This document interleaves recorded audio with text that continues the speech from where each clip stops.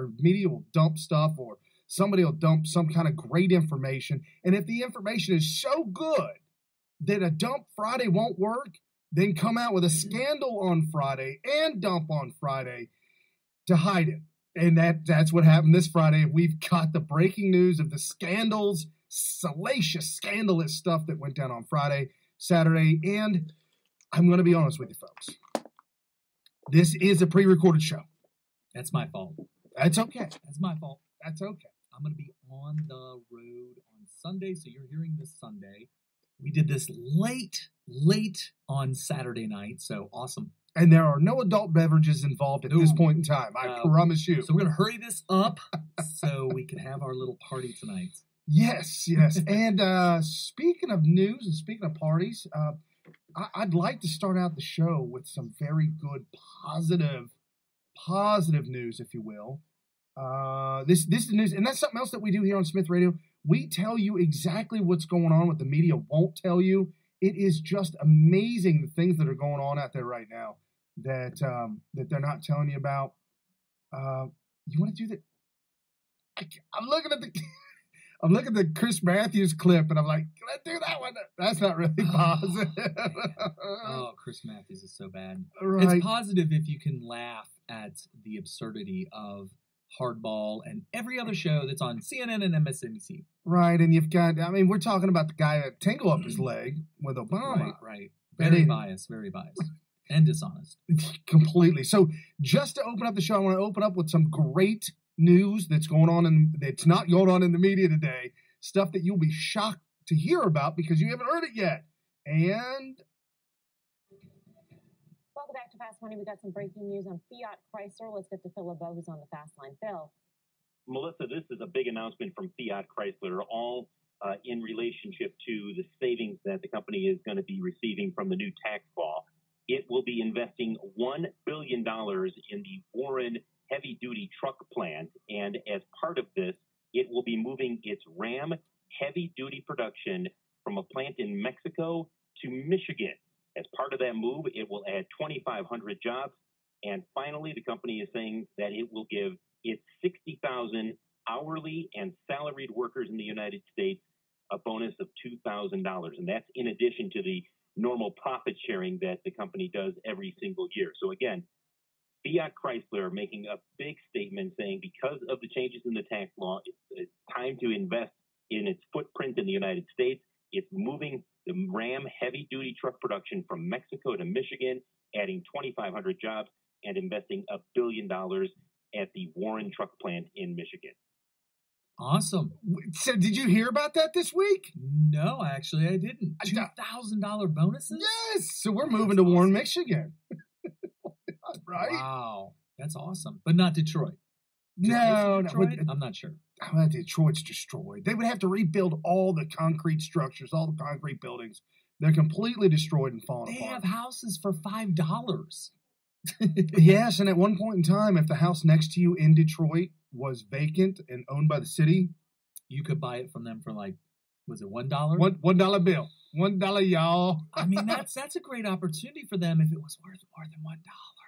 Right. See, that's the problem, that it's not worth that much. So anyways, and talking about the tax plan, talking about making America great again, that's what we're talking about at the beginning of the show. You're listening to, if this is the first time you've been on the show, you're listening to Military Veteran Talk Radio, Smith Radio, SMYTH Radio. Share this, like this, crush the hearts. And if you have family members that are interested about real news, share it with them. We've got a lot of brand new listeners. Thank you very much. Follow us on Twitter at Brian P. Smith, and Carrie is at Smith Radio on Twitter, as well as YouTube. And if you like to listen in the car on the drive, you can listen to us on iHeartRadio, iHeart.smithradio.com. A quick link there. And we also have a page on Facebook, and I would love it if you would join us there and like the page so we get a following there as well. Give a star rating. I believe we've got 8,000 to 9,000 likes on the page. We had a handful of negative ratings on the page. It's a political show. You know you're going to get that. But who'd we get them from? From liberals, and there was Cruise Crew. Yeah, man. Yeah, man. Because we were one of the early adopters of the Trump phenomenon. Right. And so you had a couple of holdover Cruise Crew people who obviously couldn't look past the few months that we were in a primary and decided to hurt the conservative movement by giving a conservative talk radio show a negative review. That's not very productive. Also had a knucklehead give us a 1-star review that got very upset and violent because we made a slip comment and said that Alex Jones was a conspiracy theorist. We said that? Yeah, that was his comment. Oh, that was his comment. Yeah, that you how dare you call Alex Jones conspiracy? He's the one that got Trump elected. Yeah, you get nut jobs everywhere. But you did call him a conspiracy? Oh, we must have said it on one of the shows. Yeah, I might have slipped and said it on the show. But anyway, so we're talking about real news, stuff that you didn't hear this week. Donald Trump tweeted out, small business poll has highest approval numbers in the poll's history. All businesses just at the beginning of something. All businesses are at the beginning of something very special, really special. Okay. So everything, 2017 was the laying out of the Trump plan, laying out of the Make America Great Again, America First agenda. And 2018 will be the reaping of the spoils. We will be actually seeing everything that was laid out. We'll be seeing that happen in 2018, and it's already starting to happen. Trump also tweeted out, cutting taxes and simplifying regulations makes America the place to invest. Great news. Toyota and Mazda announce they are bringing 4,000 jobs and investing $1.6 billion in Alabama, helping to further grow our economy. Okay. I mean, I'm just saying, it just keeps getting better and better. Good news everywhere. And awesome. So if you folks are listening to normal mainstream media and you're hearing the media and you're hearing all the negative hate. It's worse than I've ever seen. I've never seen it in my entire lifetime. I've never seen the hate and anger that is coming from the left, and it's because we're winning. It's because Trump is winning. I mean, yeah, but we've won in the past. I mean, well, I guess it depends on what you mean by we. But, Donald Trump is our Republican president right now, but we had George W. Bush as a Republican president. And I guess what it boils down to is, while they did give him some very negative press for 5 years, the last 5 years of his 8 years was a lot of negative press. We didn't know whether or not it was true. We just assumed, okay, they're just being unfair. They're being biased negatively towards our Republican president. But with Trump, it's a little different because not only is it blatantly false reporting that's happening, but then you get a little piling on by establishment Republicans. So it's kind of like, it's really weird. It's really weird how blatantly fake and false and lying they are when it comes to their reporting. And we see that constantly. And we also have Nancy Pelosi. Nancy, I've lost my ever-loving mind, Pelosi. She truly is on the verge of some kind of psychosis. Yeah, some kind of mental breakdown. She's well, when you get to a certain age, it's kind of like rolling the dice with when your brain cells are dying. Seriously, right. Your brain cells start to die, and if the wrong ones die, the critical ones that are able to do, logic and critical thinking and intelligence, then you start to really see, some very bad effects. And we're going to pray for Nancy Pelosi because clearly the worst has happened to her. And I really feel for her family and all that. But the end is probably near. Or at least, maybe not the end, but, nursing home type of situation. That's going to probably happen. The chewing on lead paint chips as a child is starting to kick in. Yes. Yeah. That will catch up to you. So this is Nancy Pelosi. It's a 2-part clip. It's 2 minutes long, 2-part clip. Nancy Pelosi talking about Donald Trump's tax cuts, why Republicans do that, because that's all Republicans ever say is tax cuts. Okay. Tax cuts.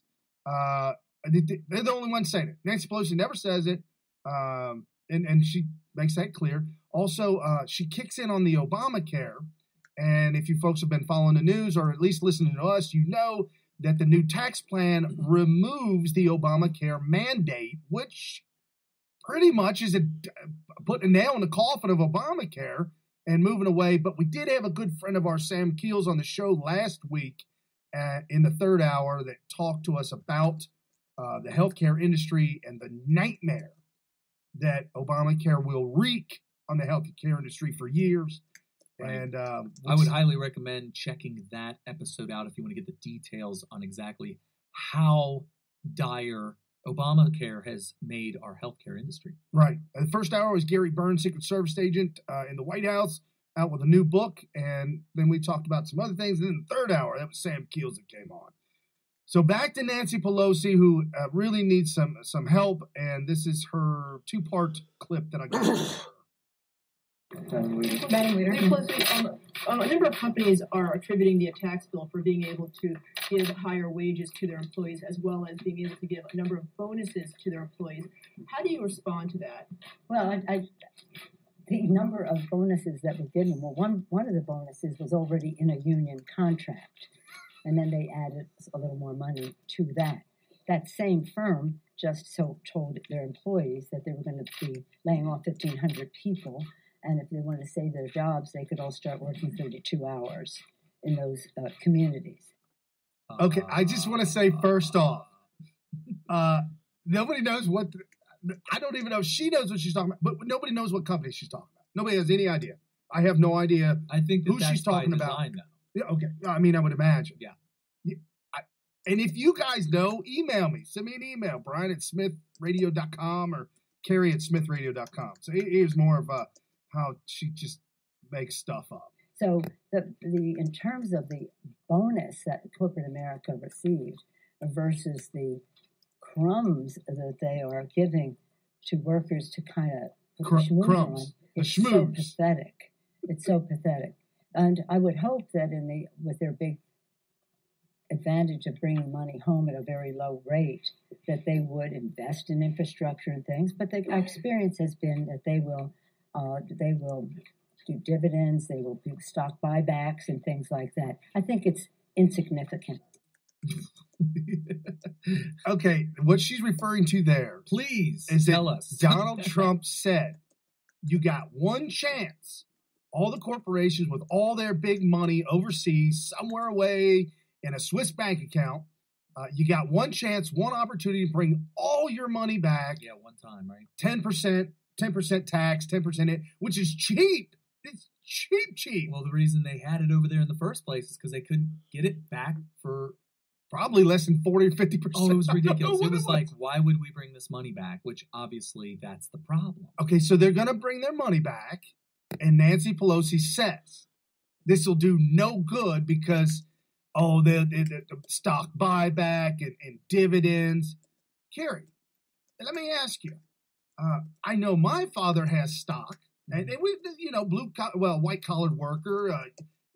Your dad, blue collar worker. I mean, just middle class folks got stock in P&G, and my mom has some stock, and she gets dividends.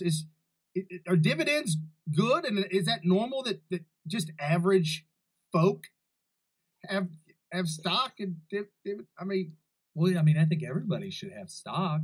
But the dividends come when the company does well. It's like it's everybody sharing in the wealth. I don't think she quite understands what dividends are. I that wouldn't surprise me. It's basically when the company makes a profit, then they give out dividends to all the stockholders in proportion to the amount of shares you own. Right. So yeah, you're sharing in the profit basically, based on your level of ownership, which is how many shares you own. Does she not know this? I don't know. She's talking as if dividends and stock buyback is where all the money corporations are going to bring back, all of it's going to go to dividends and stock buyback.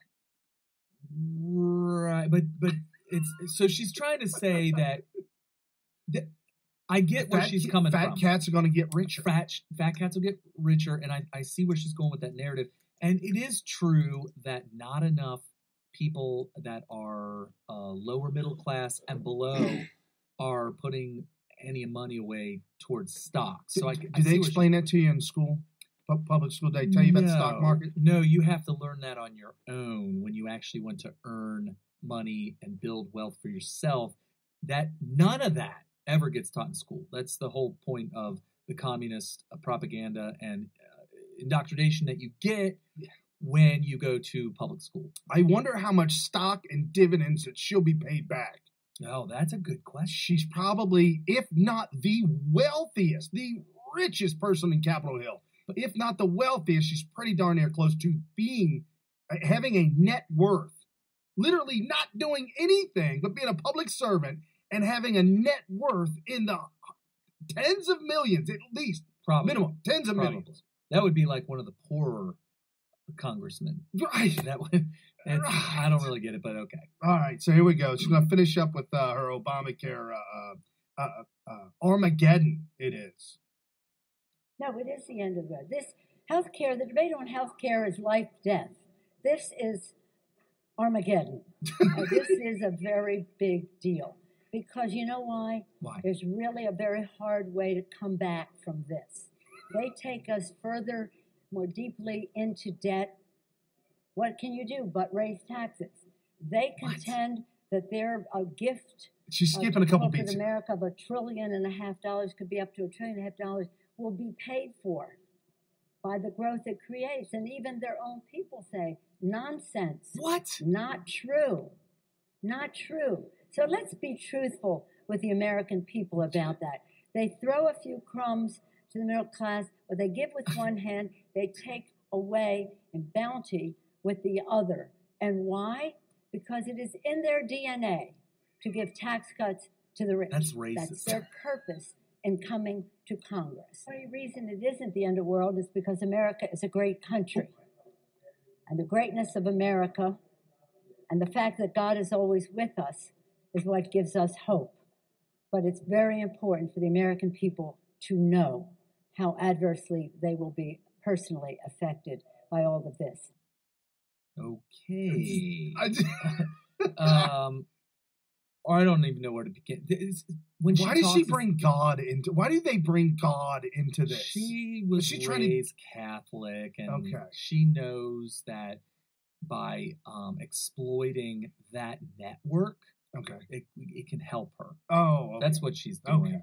And I've seen her do it a bunch of times before, and it makes me cringe because she's like, you know, the devil is like really licking his chops at getting her excited when she dies. Oh, she's so evil. Yeah. But who am I to judge? I'm not judging. I'm just saying. But she's all over the place. I don't even know how to analyze that. Okay, so she's talking about giving crumbs and whatnot. Rush Limbaugh pointed out in his show this week that what we're witnessing when we see companies giving away big bonuses to their employees, I'm talking all the way down to the very bottom, giving away big bonuses to all employees. This is trickle-down economics in effect. This is what it looks like. Everybody talks about trickle-down economics is terrible. Oh, what are you, one of these Reagan people that like trickle-down economics? And you hear about these jokesters, these comedians over the year that say, oh, they call it trickle-down economics. That's pretty much pissing on you. They're literally pissing on you. They're trickling down on top of you. Right. And but you don't really by the way, trickle-down economics was a term invented by the media that Ronald Reagan despised. He did not like the because words. It does sound, well, first of all, it sounds like they're only giving you a little trickle, just a little, let's just give them a little, let's and then, of course, the comedians come out and say, oh, it's like they're pissing on you, whatever. This is going to be shower down economics. Right. So for those of you that don't know, what they mean by, I guess this would be like Keynesian economics, is that you allow people who are running or starting businesses to be able to grow their business by not penalizing them with a lot of taxes, and also killing them with regulations and all kinds of fines for not complying with those regulations. Instead, you kind of let it go free and you let them have their money by not charging them excessive taxation. And what ends up happening is they're able to make products for cheaper so that people with less money can buy them. and they can pay their employees more and hire more people. Those people will then get the money that they would use to buy more products from all kinds of companies, not just the company that's hiring them, but all the other companies. And so you start front loading by allowing these companies to keep more of the money, and then it trickles down to their employees and to the consumer who's buying these products. That's what they mean when you hear trickle-down economics. It is the basis of capitalism. Now, on the flip side, what we call trickle-up poverty. I think that's a phrase coined by Mark Levin. So what a socialist wants to do is they want to take all the money and front-load consumers for nothing. They don't do anything. Yeah. You just give them all the money. And where do they get it? They tax the hell out of the economy in the form of taxing companies. And when you talk about some of these liberals out there that either talk about a livable wage, raising minimum wage. There's that. And what is that? Welfare. Like a guaranteed. There's one out there that's a guaranteed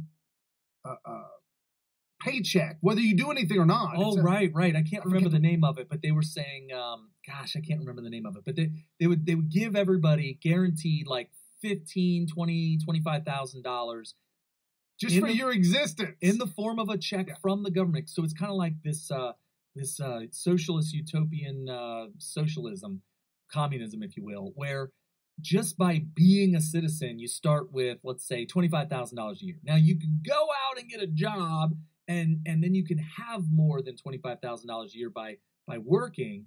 But anyway, this money would come from the government, and the government, obviously, where they don't create wealth, they can turn on the printing presses, but that's just paper. The wealth comes from taxing all these companies who, previously to them implementing this trickle-up poverty, would have been thriving in a capitalist society. Now, they're basically trying to produce in order to pay for the taxing that's going to come. All that money that the government gets, then all the money that the government steals, then throws it out to all the people spreading the wealth. You hear that phrase, and so they're going to take all that and put it in the little man, and then they're going to drive the economy by consuming. So you get these companies that are trying to get people to buy. Basically, what happened during the Obama administration is liquor stores start blowing up. You had our friend of ours that owns a pawn shop. Pawn shop. He got blew up. Filthy. Oh my gosh. You talk about filthy. He got so rich that all the rest of us were like begging him, "Hey, bro, show me how to start a pawn shop." Our local casino. Let me tell you something. Vegas was my second home during the 90s and into the early 2000s, right? And when you go to a casino, generally you see people of upper middle class or above just having some fun. Right. During the Obama administration, and we had a casino open up several years ago. Strangely, oddly enough, downtown in the middle of, not in the middle, but right on it's downtown Cincinnati, and there is an underground tunnel because it's right next to the Justice Center. Right. And you could go from the casino underground in a private area and back and into jail without seeing the light of day. Or from jail to the casino. Wow. It could be your first stop after getting parole or something. So you're saying the people in jail with enough money can get a walk to the casino? Yeah, if they get bailed out. Oh, they get bailed out. So, but anyway.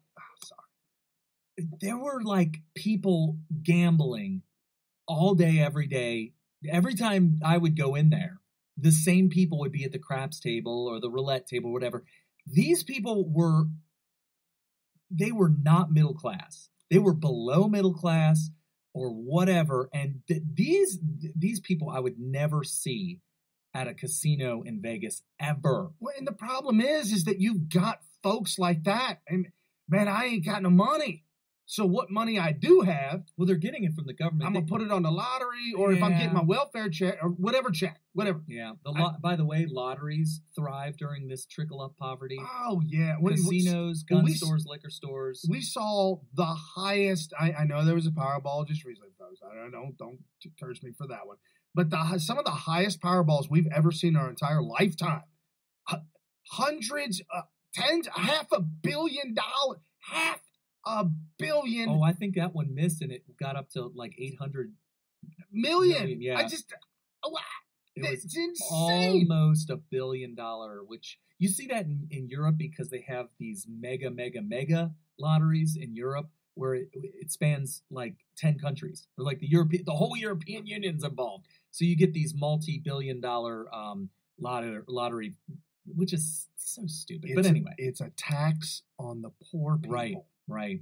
So all these companies that their main consumer is poor people are the ones that just explode and do well. And then you got like TGI Fridays went from having these retirees come like almost every other day to welfare recipients. And I know this because we have a family member that's a manager there, and he was like, you wouldn't believe it. These people come in with these cards, these government cards. This is not anecdotal. This is factual, and this is not one store because he had worked at. It's not theoretical. It's anecdotal, but it's not theoretical. This is actually happening. And he had worked at many different stores and had different parts of the city, even in a whole nother area, and east side, north side, west. So it was different areas, but the same thing was happening. And you had to have all hands on deck on the first of the month. We walked in accidentally, like on a second, second of the month. I couldn't believe. I was shocked. Our family member was the manager was like, man, you came in on the wrong day, man. This ain't the day to be coming in. Oh my gosh, shorthanded. There was like hour-long wait. But here's the thing: if you're not, if you don't have a lot of disposable income, and you aren't a person who has worked hard to earn this, you're just getting it from the government. You shouldn't be spending $25 on a bill at a restaurant for one meal. I mean, you go to TGI Fridays 2 days, and that's like a whole week's worth of groceries, Right. I mean, you could have fed yourself for like 2 weeks on 2 days worth of Fridays. This is just not smart, but this is what ends up happening with trickle-up poverty. People need to learn how to navigate their way through, not having much money, which is what you normally do at young ages in a pure capitalist society when you're young and maybe straight out of high school or straight out of college. You're going to be poor. So trickle up economics does not ever work unless you are wanting to create a society that is a socialist society going to communism. Trickle up economics. Talk to people out in Venezuela. Look at the thing that went down in Greece in the past couple of years. Greece completely people in Greece retiring at the age of 50. Well, and here's the thing too. A lot of people are going to want to know. They should know, but they should be curious.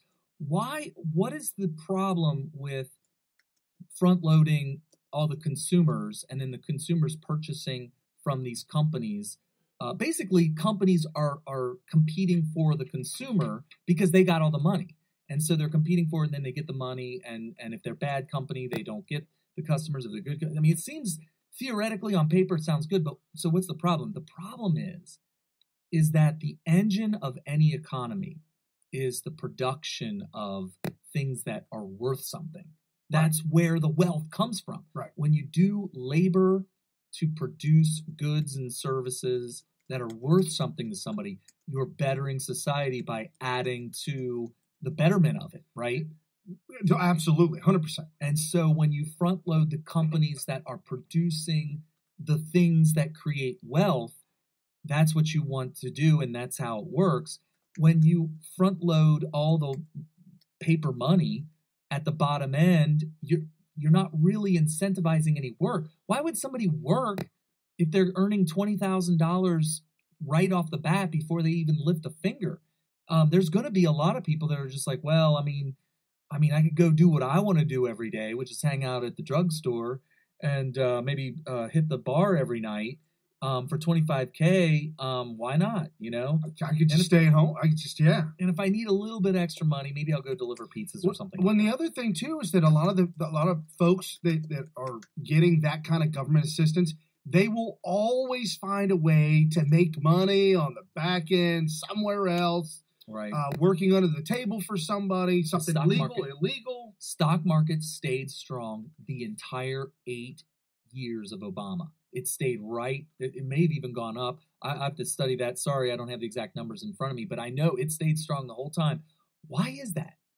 Because while they were doing trickle-up poverty, they were funding it by printing actual physical dollars and giving it away. How are they doing this? QE1, QE2, QE3. So this is what they would do. This is literally what they would do. They would print off a bunch of checks, and they would go out to everybody, right? Or they would give out cards and say, hey, just go swipe this at TGI Fridays and you'll have a meal. And they would do this, and the way that they would pay for all this funny money would be to print actual physical money. And then, so when the check would be cashed by, let's say, the bank or whatever, the bank would receive that in the form of a duffel bag full of cash that's really just printed and made with cloth and wood pulp and ink, and that would be it.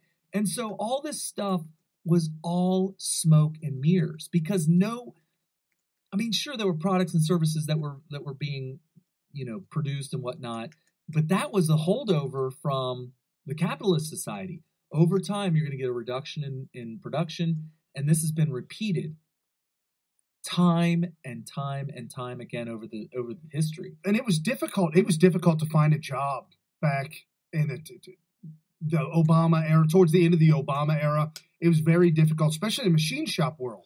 It was difficult to get a good paying machine shop job where a lot of guys in the machine shop, they bank on overtime. Like if there is no overtime, they're in trouble.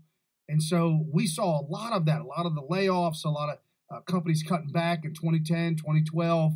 And ironically, this year, like a couple months ago, I heard a machine shop company advertising on the radio.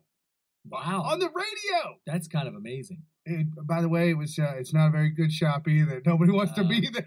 Okay. Well, we'll just leave I won't it say at the that. name, but the whole point is that not only they're advertising on the internet, but they're advertising on the radio. They said, "See, are you a CNC machinist? Do you know your way around the shop? Well, you want good paying, good benefits? Come to us. Blank tool." Okay. Blank tool. Is it really blank tool? I'm just kidding. Yes. Copyright Smith Radio. Right. So you've got a change up of the guard. Folks, if this is the first time you've been on the show, this is Smith Radio, Military Veteran Talk Radio. In the 90s, I was in the Air Force. Kerry was in the Marine Corps in the 90s, and we're cousins. We've been talking on and off on the phone for hours on end for probably about the last 10 to 15 years. And 4 years ago, we said, you know what? We got to document the demise of America. It's falling apart at the seams. It was pretty depressing, and I didn't realize how bad we were until Brian apparently went back and listened to a couple of the old shows during the Obama administration. It was rough. It was hard for me to listen to because it was upsetting. But now, we were warning people. It was kind of, you talk about the documentation of the demise. That's true, but I was like, wake up, everybody! Like I was like really trying to shake everybody and wake them up and see what was happening to them and what was happening to America. And, in a way, it was these kinds of warnings, and I'm not going to take sole credit for it, but it was people like us who were shaking the shoulders of America that got them to realize, maybe we should be voting for somebody like a Donald Trump. And then it started trending on Twitter, "Thank you, Obama," for Donald Trump. You would say, "Thanks, Obama," and then right after that, Donald Trump. It had to be that bad to get people to wake up and say, "Oh my God." Right. We need somebody who's going to kick and take names, or maybe not even take names. Now we kind of support Trump publicly on the show because... not kind of, we definitely support Trump. Well, true. 100%. As journalists and just news commentators, it's kind of frowned upon to just actively be biased like that. However, as people that are Constitution-loving, freedom-loving, liberty-loving, capitalist-loving... See, that's where our biases lie. Not actually with Trump, but with the ideologies and the way that this country was formed and set up. And as long as Trump is supporting all that, we are absolutely going to cheerlead for him, and that's that. Right. So something else that came out this week, Walmart said that they're going to give up to. I hate it when they say up to. I know, that's my... Up to $1,000 bonuses for their employees. They're raising wage. They're raising their minimum wage for starting employees to $11 an hour. They're extending maternity and parental leave. So once that news broke this week, everybody was like, "Yeah, but did you see what they robbed and stole? You see what they did to Sam's Club?" Yeah, folks. Well, Sam's Club, they messed that up. They messed up Sam's Club. I mean, I remember way back in the 90s, maybe even early 90s. Just real quick, we'll get to that. If you haven't heard, Sam's Club is shutting down 63 stores nationwide. And several of them here in Cincinnati, I think. Two of them. But yeah, 63 stores, that's a lot. And you would think, oh my gosh, these people are losing a lot of employees. There's going to be unemployment. But hey, it sounds to me like their parent company, Walmart, would probably hire them, considering that they're probably, they're doing all this stuff where they can give more money away to they said they are. They said they're hiring more employees, open up more stores. So it sounds to me like go get yourself a job if you're a Sam's employee at Walmart. And I talked to people at work, and everybody was upset. They're like, "How dare those capitalist pigs? People showed up for work, and the doors were closed." Well, they did that at Texas Roadhouse during the Obama administration. What about some of the other stores? Oh, that was the one where the restaurant right next door was a TGI Fridays, and people come knock on the door. Hey, I know I'm in my uniform. They were Texas Roadhouse. Yeah, they were in their Texas Roadhouse uniform. Showed up to TGI Fridays and was like, "Hey, y'all's hiring?" Right. And so please do not feel bad for somebody that goes to work and the doors are locked and closed and they got to find another job. Don't feel bad for them. Just pray for them that they get up and get moving, right, and get another job. And that's what happens. People get up and get moving. There are for hire signs, more so now than I've ever seen before, or at least in the last 8 years. And the wages are going up. And why are they going up? Because the government told them, right? No. It's not because it has to do with the tax cuts. They want better. They want better employees. They want them to stay. They're all competing with each other for employees. And now they've got more money in hand, and they know Joe's plumbing store down the street, they got more money in hand. I mean, everybody's businesses, companies, and people all have more money in hand. Right. And everybody knows it. So they're gonna naturally step in. See, that's something I talked about this week. Folks, follow us on Twitter. You can see our handles underneath our name, Brian P. Smith on Twitter and Carrie at Smith Radio on Twitter. And we actively periscope and tweet throughout the week. Follow us there. You catch the scopes. I scoped about this earlier this week that what I scoped this week. I'll stop. He scopes something. I'm sure. He scopes every single day. He's building a great following, awesome following for Brian P. Smith.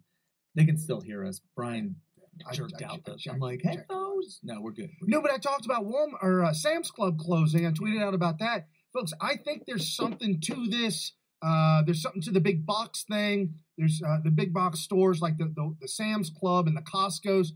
I predict that you're going to see a lot more of these huge box stores closing because competition. You've got the local grocery store, Kroger's.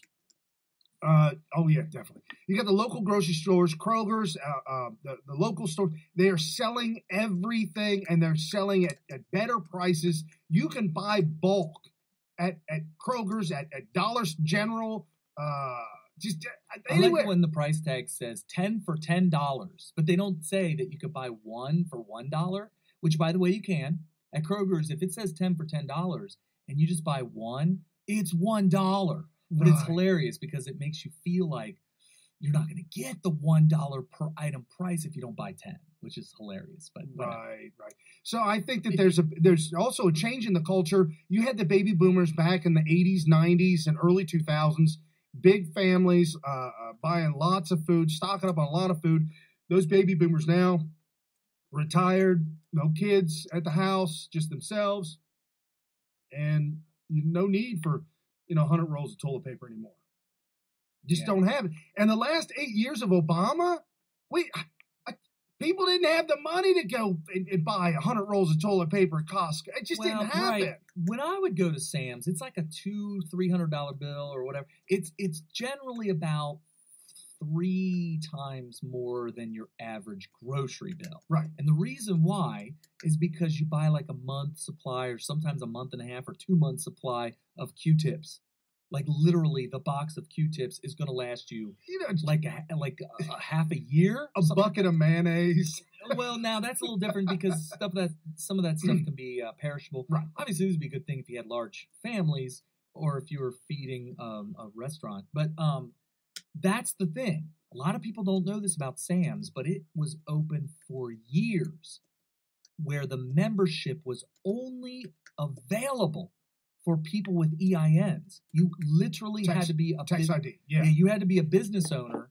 And then the first time they added people who weren't business owners was when a friend of ours who worked for Kroger's was all of a sudden allowed to get a membership as a perk of being an employee at Kroger's. Don't ask me why. It was kind of weird. It was a union thing or something. Oh, yeah, it always Some is. sort of a union thing. So he started taking me in there, and I was like, wow, this is like mid-'90s or maybe early 90s, I think, early 90s.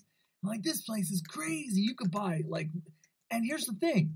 The items that you bought, if you divided it amongst the, like, per serving or whatever, right, was way, way cheaper than what you would buy at a Walmart or Kroger's or whatever. So it was kind of intriguing that you could save so much because you're literally buying at wholesale prices.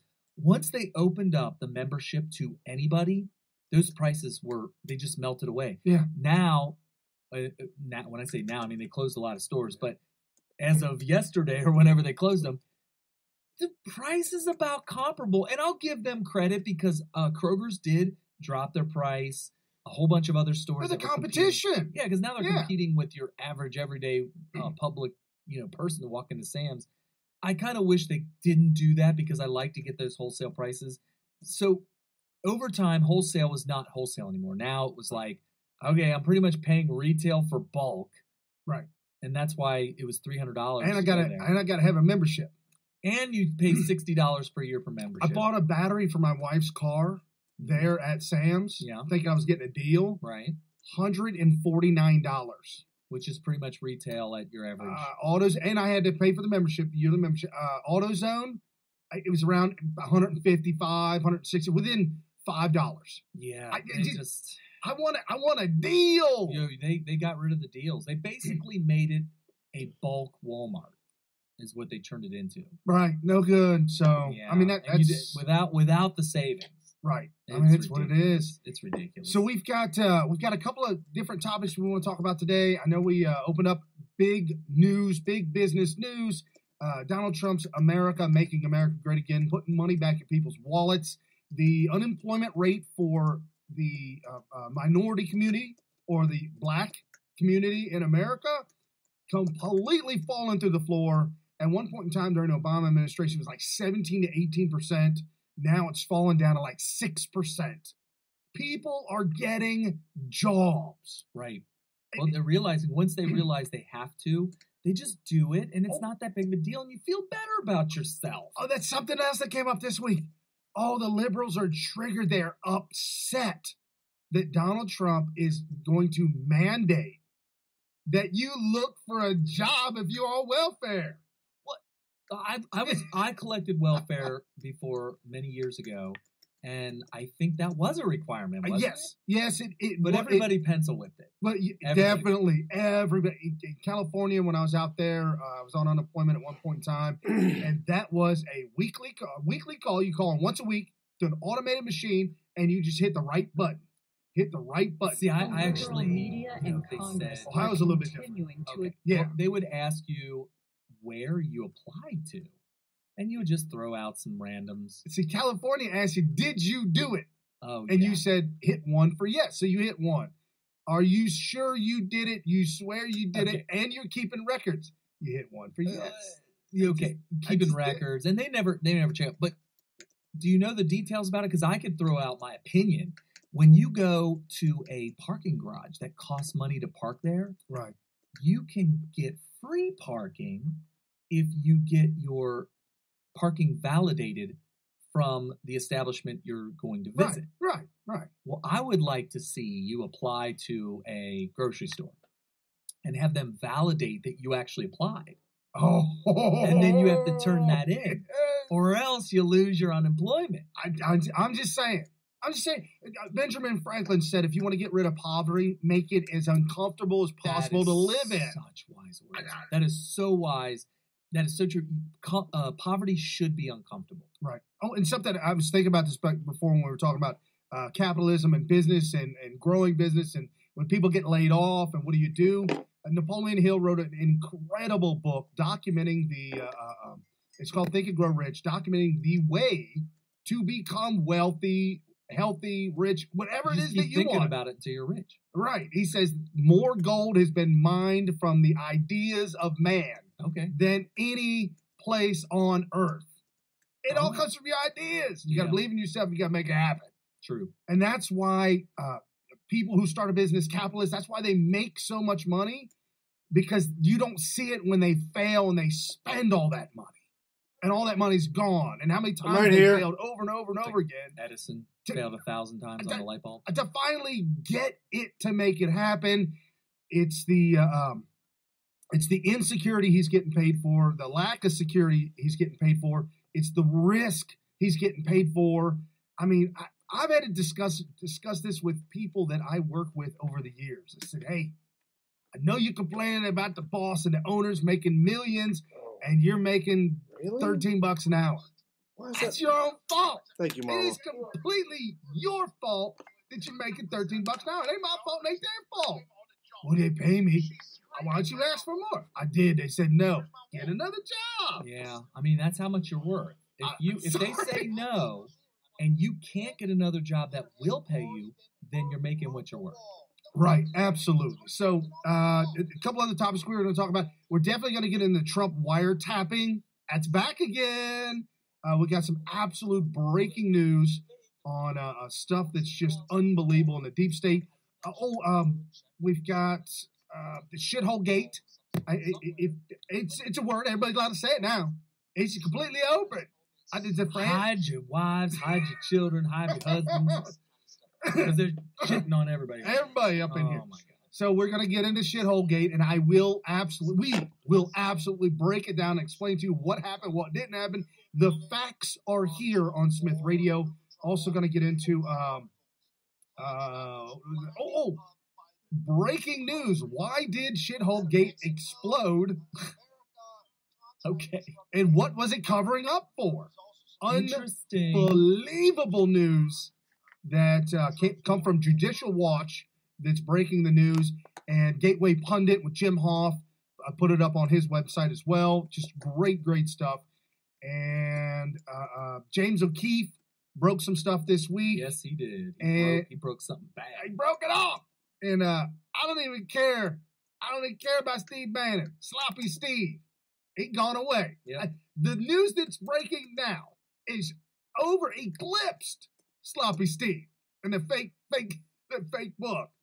And if you want a copy of it, WikiLeaks released a copy of that fake book. I don't even know what it's called anymore. If you want to email it to me, I'll find you the PDF for free, Brian@smithradio.com. But right now, we are going to discuss DACA. Yes, that needs to be talked about. I am done with Ann Coulter. Ann Coulter was on. Well, before you go down that Lou road, Dobbs. Before you blow up on her, there is a vast majority of Trump-trained people that are kind of going with that sentiment of Ann Coulter. She was upset. She said he agreed with everybody in the room. And it's just a mess. He agreed with this one. He agreed with that one. He's not doing what he said he's going to do. And he agreed. And then, whoa. He got people together in a room to discuss it and different ideas and how it's going to play out. But I got to have my wall. She not one time in that interview with Lou Dobbs mentioned the wall. Although she was screaming on week one. Sorry. January 21st, when Donald Trump was inauguration, his first day on the job. She's screaming, where's my wall? Where's my wall? isn't he still making that a requirement? Yes, in the absolutely discussion? a requirement. And there has already been work on the wall. Don't tell me that it's already working on the wall. Well, there's work on the wall that is actually happening. I know I've seen some evidence of this in the form of video and all that kind of stuff. Although it could be fake or it could be them building a wall somewhere else or whatever. I didn't actually go and check to make sure that there's building of a wall of some sort somewhere. But the point is that Trump has only so much ability to make this kind of stuff happen, and we need to make sure that we examine and understand the role Congress must play in order to make sure that the wall goes up. Google building on Trump wall or Google Trump wall, you will find articles, contractors lining up by the hundreds. Right. I have out of seen those Mexico, America, contractors from everywhere. There's also some really cool, neat animation for Trump's border wall prototypes. There's a lot of prototypes, a lot of really phenomenal ideas that are going to be really cheap. So we could say all the illegals in America, we could they have to be deported, but the time that they have to wait to come back in will be shortened 1 day for every foot of wall that you. Oh my God. This wall will be built like you wouldn't believe. You know what they ought to do? They ought to do just like the federal government did during the railroad expansion. They said if you build 1 mile of the railroad, you could have 1 square mile of land next to that railroad. Oh, that's pretty cool. Yeah. So if you went out, you were an entrepreneur, you had a business. So people went out there, businesses went out there and started building railroads. And you know what? That was prime real estate when the train would come through. If you had a business right on the track, that could be, especially if it's near a station, obviously not between long expanses, but still, right? It could be pretty lucrative. So the DACA, Trump talking about sending back illegals. There's controversy of who to send back, who not to send back. Right. Well, here's the thing about we need to make sure that we are. I don't know why that's not working. So anyway, that's why it's autofilling. Okay, so people are getting a little bit confused on what we're talking about here. Yeah, what is DACA? Well, first of all, when we talk about border security and illegals in the country and illegal immigration enforcement, we're talking about anybody that's here illegally. That should not be here. They could have overstayed their visa. They could have just hopped the wall, or they could have flew in and on vacation and just stayed. These are people that are not supposed to be here. These are people that got the advertisement in South America from Obama and did everything they could to send their babies, their children here. Well, let's just say they got here. Trains, planes, and automobiles, whatever it took. Yeah, and they got here illegally, or they stayed illegally, and they're here illegally. Those people, this is the most clear thing. I want to start with this because I want to make sure that you guys know where we're standing on this. The reason why they're illegal is because it was Obama executive order that allowed them to come here. Said no, you are allowed to stay here. Said no, you can't. Obama can't do that. Executive order, you can't do that. Well, let's not confuse it with his executive order. If you came here illegally, you're here illegally, you need to go. All right? You need to go. You should go. You should be deported. And I am 100% for that. And there's a new movement out called hashtag we didn't ask for this. Or we weren't asked. Yeah, we weren't asked. We weren't asked, or we were not asked.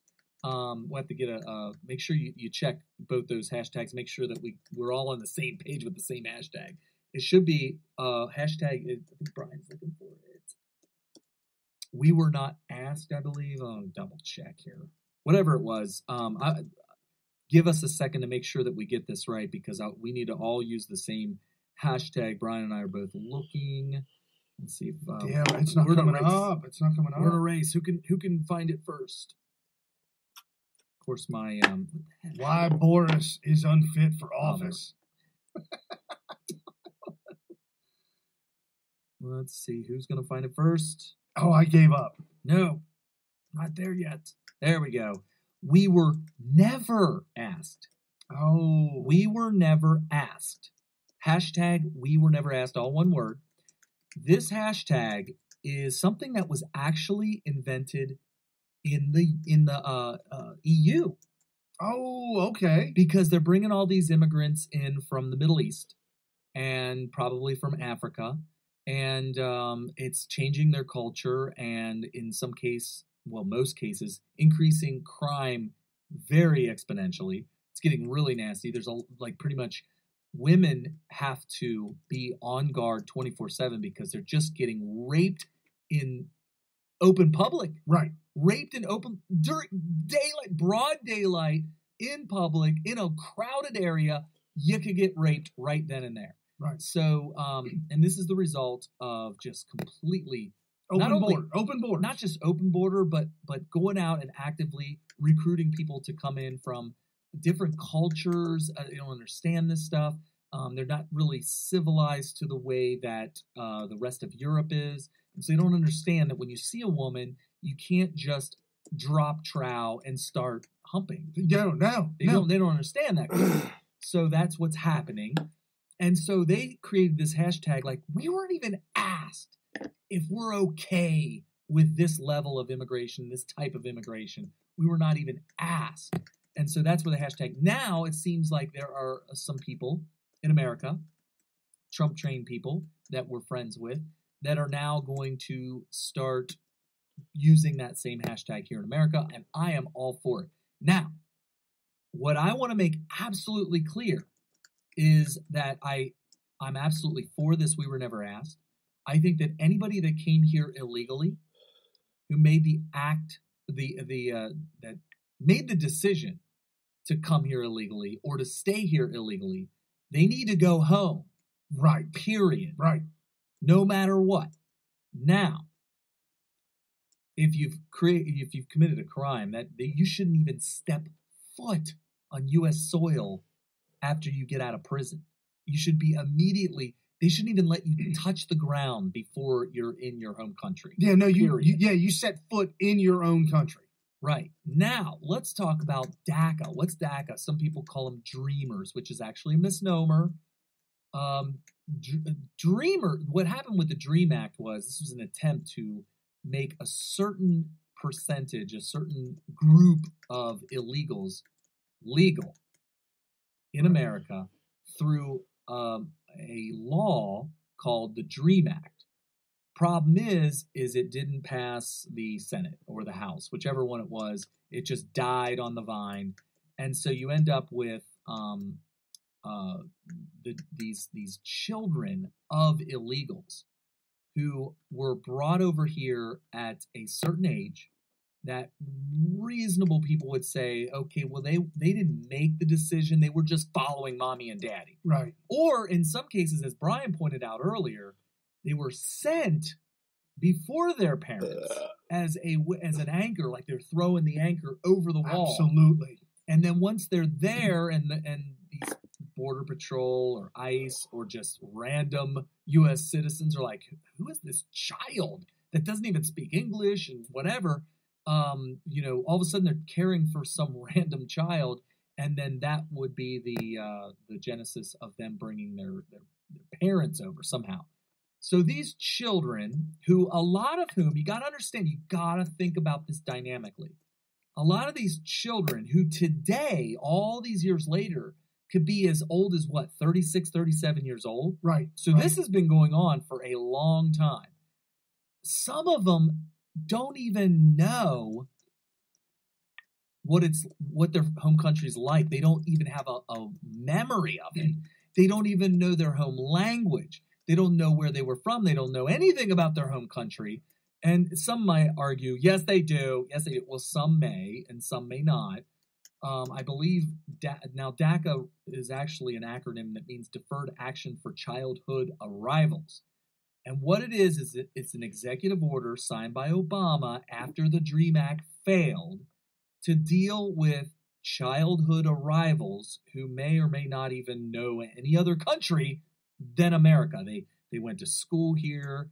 They may currently be students here. They may not even know their native language. They don't know anything about their. So what Obama decided to do was sign an executive order called DACA, Deferred Action for Childhood Arrivals, which literally means we are going to defer your deportation, or we're going to defer. And what they mean by action is immigration law.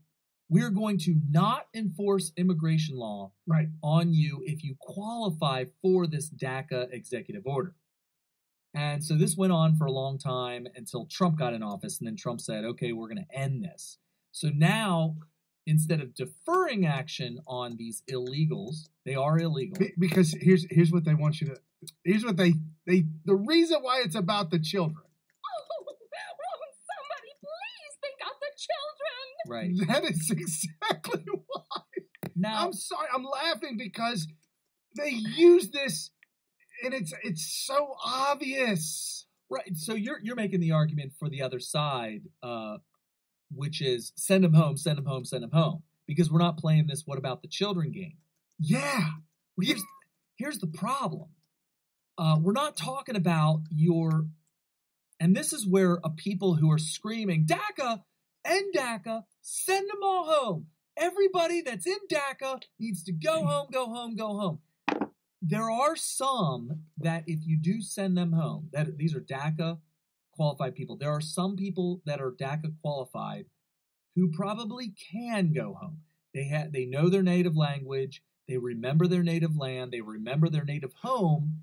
And if they were sent home, they'd probably be okay. And they have family and friends to go to. Right. But especially if there's children with their parents are still back in Mexico or El Salvador or Guatemala. If your parents are still there and you're here, you need to go back. Sorry. But there is definitely a significant portion of these DACA people who they don't know anything other than America. And I've known this, we've been saying this for years on Smith Radio, that if you look at illegal immigration and the lack of enforcement dynamically instead of statically, everybody just thinks, oh, you're illegal, you jumped the border, or you overstayed a visa, or period, and that's it. But you got to spread this across the timeline. You have somebody that comes over illegally, they have a small child, and nobody ever enforces immigration on them. So over the course of a long timeline, you have a child who ends up going to an American school. They end up having all these American friends. They, over long periods of time, they may have siblings who are American citizens because their parents continue to have children that were born in America. So they got siblings here that know nothing but America, who are American citizens. And so this is what we're talking about with DACA. We're not talking about somebody who made the conscious decision to come here illegally. They were drugged across the border with their illegal parents. Now, if both parents get sent back, then maybe the child would be okay to be sent back too, because they would have they're going with their family. Right. They're not being taken from their family, because presumably, if you're DACA qualified, then your parents have got to be illegal, right? Oh yeah, absolutely. So it makes sense. You're not being torn from your family unless you're talking about siblings who are U.S. citizens because they were born here after you. If you have little brothers and little sisters who were born on American soil, they'd be American citizens, blah, blah, blah, whatever. Which, by the way... That needs to change. That needs to change too. I am a firm opponent of the way, what is it, the 14th Amendment was written? Yeah, Emancipation Proclamation. Well, they interpreted it to mean it originally was for the slaves. Right, the 14th Amendment was for... Once the Republicans, once we freed the slaves from the grips of the Democrats, then you got to make them something. You got to make them citizens. Yeah, the 14th Amendment was extremely half-baked. They did not think that through. They had a judge, and they have judges that twist it and turn it, and now they say anybody, if you're visiting, you're coming to America, and you're in an aircraft, and you're visiting, and you're flying over, say you're flying out to leave America. Okay. You're at the airport, you're taxiing down the runway, and you give birth. That baby's now American citizen. And if you really want to twist the Constitution, they're eligible to be president one day. Yes. So, Ted Cruz. What? Oh, no, you did. Oh, man. There we go. We just lost like half our viewers right there. So anyway, so here's the thing. So DACA, you gotta understand what a DACA person is. So let's see what the eligibility is for DACA. So to be eligible, illegal immigrants must have entered the United States before their 16th birthday. Okay, so if you were drug over here as a 16-year-old or older, you don't qualify for DACA. No. Okay? In fact, that would assume that you probably were, you could have stayed home. You're more independent, or you could have made the decision to come over, whatever.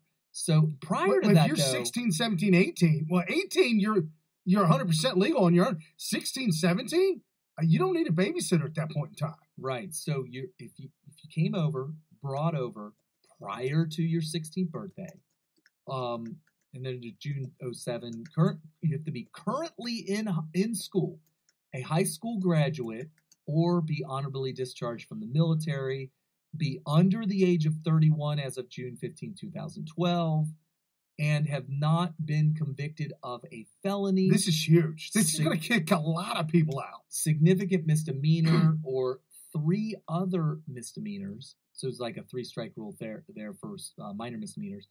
Or otherwise pose a national security threat. So if you qualify for every one of those, but then the government decides, you know what, though, I think you're a national security threat, even then you don't qualify for DACA. So the program does not provide lawful status or pathway to citizenship. So you're actually still illegal, and you have no pathway to citizenship, and then nor does it provide eligibility for federal welfare or student aid. Well, that's what it says. Yeah, but I think that kind of stuff was fun. Well, in California, if you are illegal, there's also a lot of Russians coming to California because of the West Coast, obviously. You got different Asian ethnicities, whether it be from anywhere from Cambodia to Indonesia, just we're all over the place from South Pacific coming into California. They've got every single language that you could possibly imagine. All the welfare is spelled out in all languages, every book. They've got interpreters for everybody. You go to a welfare office in California and you don't speak the language, you don't need to. You don't have a social security card, it don't matter. If you say, I'm here and I'm not leaving, they will, I swear to you, they will give you all the welfare you need. Yeah, I think that if a state wants to do that, that's on the state. Well, and apparently California's suffering from it. They're paying. Yeah, this should absolutely not be on federal tax. This should not be. I should not have to pay for California's decision to be a sanctuary state. Right. So getting back to DACA, sorry. You heard the eligibility requirements. Right. All right, you have to have brought here before your 15th birthday. 16. Let me get a little bit more specific. 15 or younger. 15 or younger. Also, let me get a little bit more specific. Have lived continuously in the United States since June 15, 2007. That means if you went back and forth, let's say you came here as a 15-year-old, then you went home, and then you came back for a couple of years and went back and forth. You have to have lived continuously in the United States since June 15, 2007. And you have to have been under the age of 31 before this went into effect, which was June 15, 2012, which, by the way, is just an executive order. This could all be changed by Trump. He could change all these little minor details. This is just DACA as signed, an executive order as signed by Barack Obama. And so what Trump is attempting to do is to do the right thing. That's why he's bringing everybody to the table. Right. And so I think Trump would agree with this, that DACA recipients would be the one group of people, or DACA eligible people, illegal immigrants, would be the one group. If there's any group whatsoever, we might have to hook up a battery up there. If there's any group whatsoever of illegal immigrants that we might compromise on as far as allowing them to stay here, which is what amnesty is, just allowing them to stay here, that this would be the one group where we should probably consider that. And he needs a bargaining chip to get the Democrats to help out by voting for whatever immigration solution we come up with.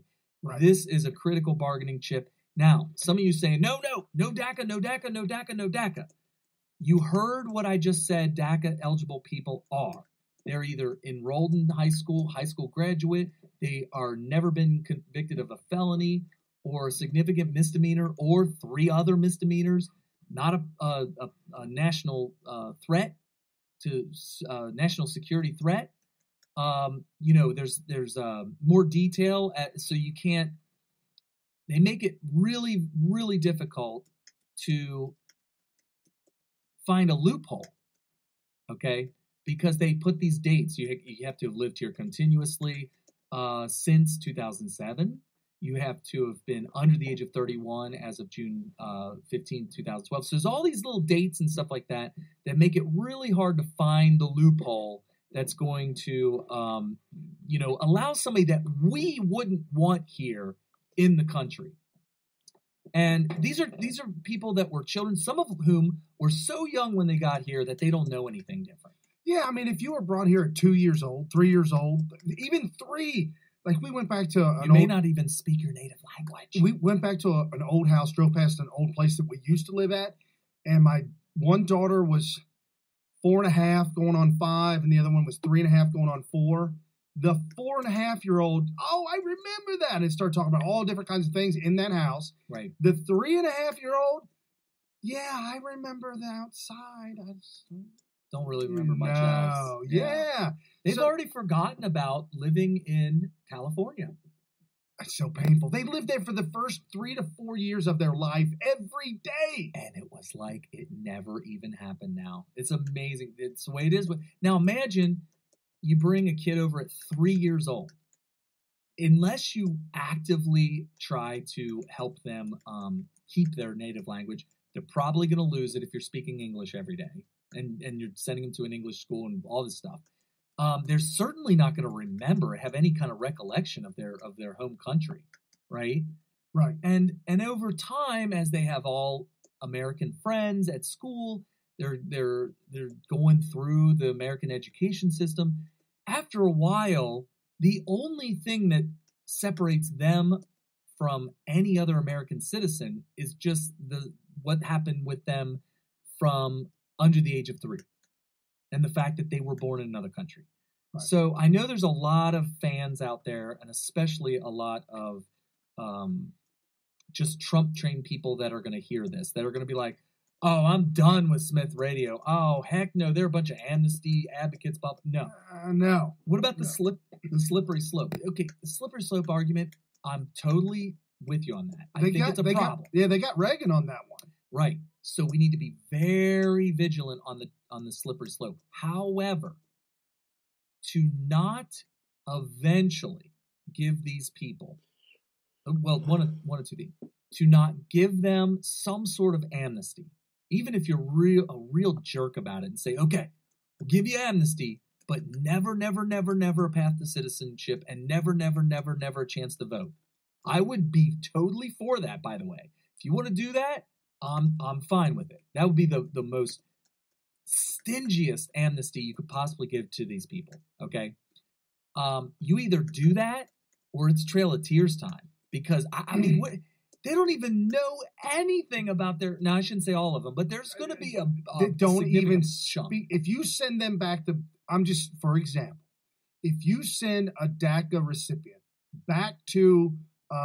when you say recipient, it's probably more like DACA eligible. DACA eligible. Yeah. And you send that individual back that's been living here since they were 3 years old, meet all the requirements, and they're in their 20s now, and say, you've got to go, although you've never been there. Your entire life, from 3 to 25, you have lived here in America, you've gone to college, you might have even served in the military. Go to Guatemala. And you have a clean record. Right. Go to Guatemala. So you guys and live in Guatemala. Go to Honduras. Yeah. And by the way, go to Venezuela. If you came here at 1 month old, lived your entire life in America, You had no idea you were even illegal until your parents said, "Oh, by the way, son, we got to sit you down. Yeah, we got to sit you down." And you're adopted. After all of that, you could be a high school graduate, you could be a military veteran, all this stuff. You commit a felony, you get deported. Right. So it's not as generous as you think. No. It's not as generous. You could have no idea where you're from, and all of a sudden you commit a felony and you're being deported back. So because you're no longer DACA eligible. Right. So now, why do I bring all this up? Why am I convincing you that we need to give eligibility to DACA? They're saying 800,000 people are DACA eligible out of as many as 21 million illegal immigrants in this country. That's like less than 5%, which, by the way, would be the top most desirable 5% of illegal immigrants in the entire population of illegal immigrants. I think it's a worthy bargaining chip. And I think after all is said and done, if we're going to send back the 95% of illegals that represent the bottom 95% of the total population, and we have to be stuck with the top 5%, I'm okay with that. Because the alternative is the same crap that we've been dealing with for the past 30 years. Right. Which is nothing but non-enforcement, more flooding the border. Stop it, and stop throwing DACA away, or it's like everybody that I'm seeing on Twitter is focusing on saying no to DACA. Why don't we say no to 95% and just leave DACA alone? You don't have to say, yes, please, DACA, yes, please make them, no, I'm not saying that. We're not running around telling Trump that we're joining the Democrats in making sure that DACA become legal. Right. We're not doing that. We're just saying stop attacking DACA because it's a mistake. They want you to attack DACA so this whole thing gets thrown out, and then nobody becomes legal, nobody becomes illegal, and then they keep flooding the border. Right. So you said 22 million? I said as many as 21 million. Okay, so 22 million at 5% would be 1.1 million. Right, and they're saying 800,000 are DACA eligible. So it's less than 5%. Yeah, possibly. Now they're saying that there could be as few as 11 million illegals in this country.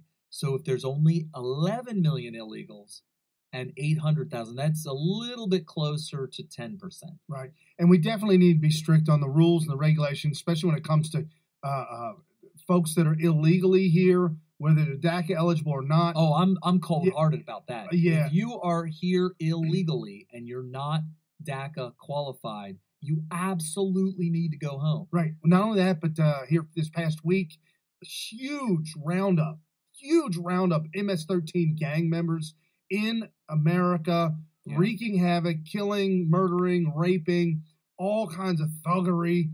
Rounding them up. T word, use the TH word. That's racist. Well, but I said thuggery. Yeah. I can't say thuggery. Well, I can connect the dot between thuggery and thug.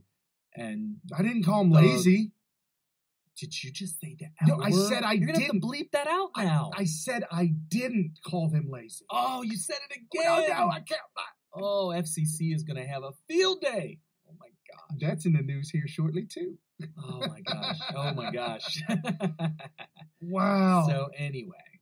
No, I'm down with you. So do you want to discuss what Well, we should go straight to ShitHoleGate. Yes, sounds great to me. That's related to immigration, DACA, and all this stuff. Because what happened during the meeting?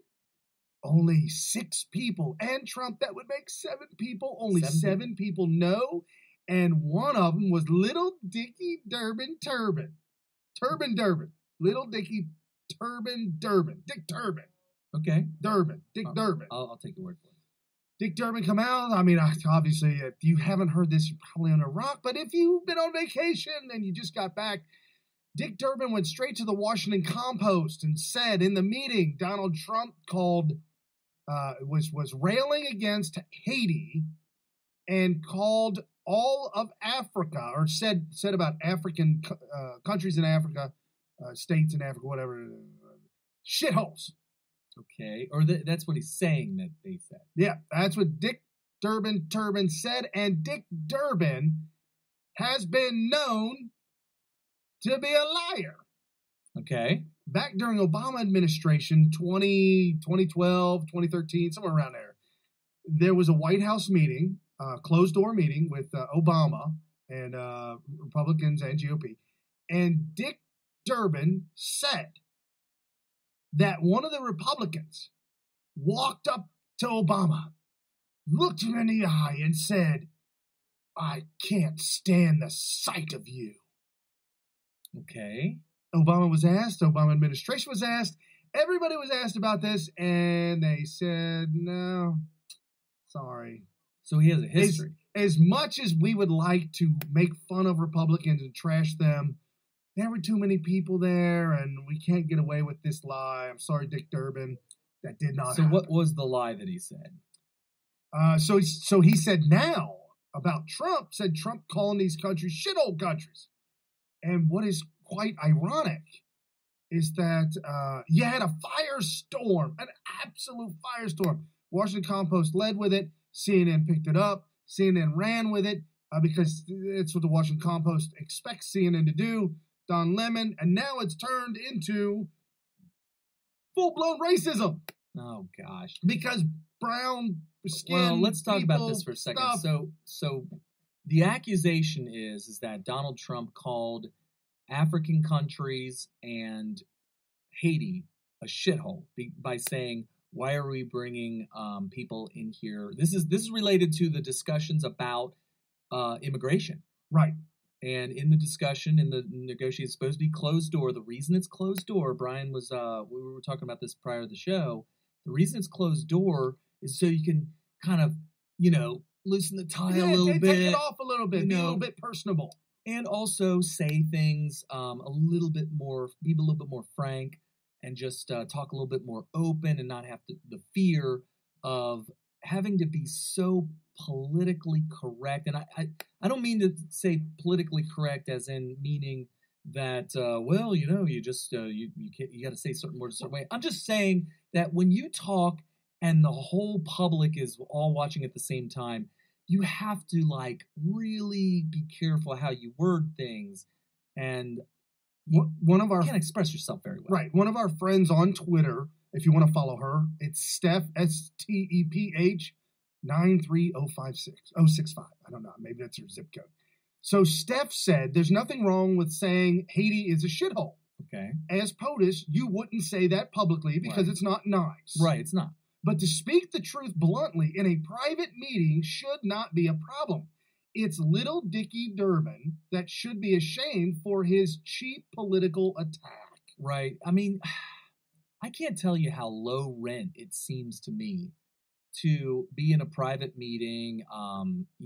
It's private. You know that the media is not allowed in there, and for good reason. And you know why you're having this meeting. It just seems so immature, low rent, uncouth. Just to go out there and say, this is what was said, this is what was said. It's all gossipy. Could you imagine you have your circle of friends out there? Could you imagine you're sitting here having a conversation? Maybe you're talking about personal stuff. Maybe it's not just you and your friend. Maybe there's 3 people there, whatever. And all of a sudden, you go and hang out with some other friends that may know these people, and you're like, oh my God, you wouldn't believe what Brian said. Brian was saying that he's, But blah, what? blah, Come on, man. Really? Is that how it's going? Well, imagine if you're at work and you're with the bosses and you've been invited into a meeting with the bosses. Okay. And you're sitting there at work and they're talking about different employees, problems with different employees, maybe even discussing pay wages and saying that we're not giving this one a raise, we are giving this one a raise. Right. And then you go out to the floor, the shop floor. Oh my God, guess what the boss said about you? Yes! You would be fired. Well, you've been in these conversations before. Yes. Brian, it's just between you and me. Okay, I'm glad you told me that. Blah, blah, blah, blah, blah, blah, blah, blah. And that's what a private closed-door meeting is. It's literally a physical way of saying, this is just between you and me, but, and you say. By the way, Trump has already tweeted out. Trump tweeted out and said, this is Trump's tweet. The language used by me at the DACA meeting was tough. But this was not the language used. What was really tough was the outlandish proposal made by Big Setback for DACA. So the Democrats threw out an enormous, outrageous proposal for DACA. And Trump's like, no, that ain't happening. Well, yeah, I mean, this is a huge setback for the process. Well, and when it comes to negotiation, what do? You always ask for 3 times more than you're expecting or whatever. And they wouldn't back down though. But that was the thing. You need to give and take. If you're going to go buy a used car from somebody, and they're asking for $10,000, you go there and you offer them 8 or 7, whatever you think. And they may come down a little bit, but you're probably going to have to come back up if you really want the car. Right. Democrats? No. Well, they're going to find out the hard way that Yes. Trump, one of the things that Trump says in The Art of the Deal, and you've heard him say this time and time again, publicly, verbally, is you always need to be in a position to be able to walk away. Yeah. And I'm going to tell you right now, if they don't get a border wall, merit-based visa program, or lottery, whatever, merit-based instead of lottery-based, and also chain migration, I think is probably the biggest problem with immigration right now. 2010, Little Dicky Durbin said we have to end chain migration. Okay, so he 2010. So he obviously believes in that too. So he flipped the script now. No, he's because it's Trump Yeah. and whatever. They're a bunch of liars. They're dishonest. Who's the one that got beat up by his bookie? I think he walked away. Reid. Yeah. Harry Reid. Dirty Harry Reid. Harry Reid was against all this illegal immigration back in the 90s. Right. Well, I mean, I think that was before he realized that this is how they get elected. They need these people to get elected by, voter fraud and enlisting them and whatnot in this voter fraud activity.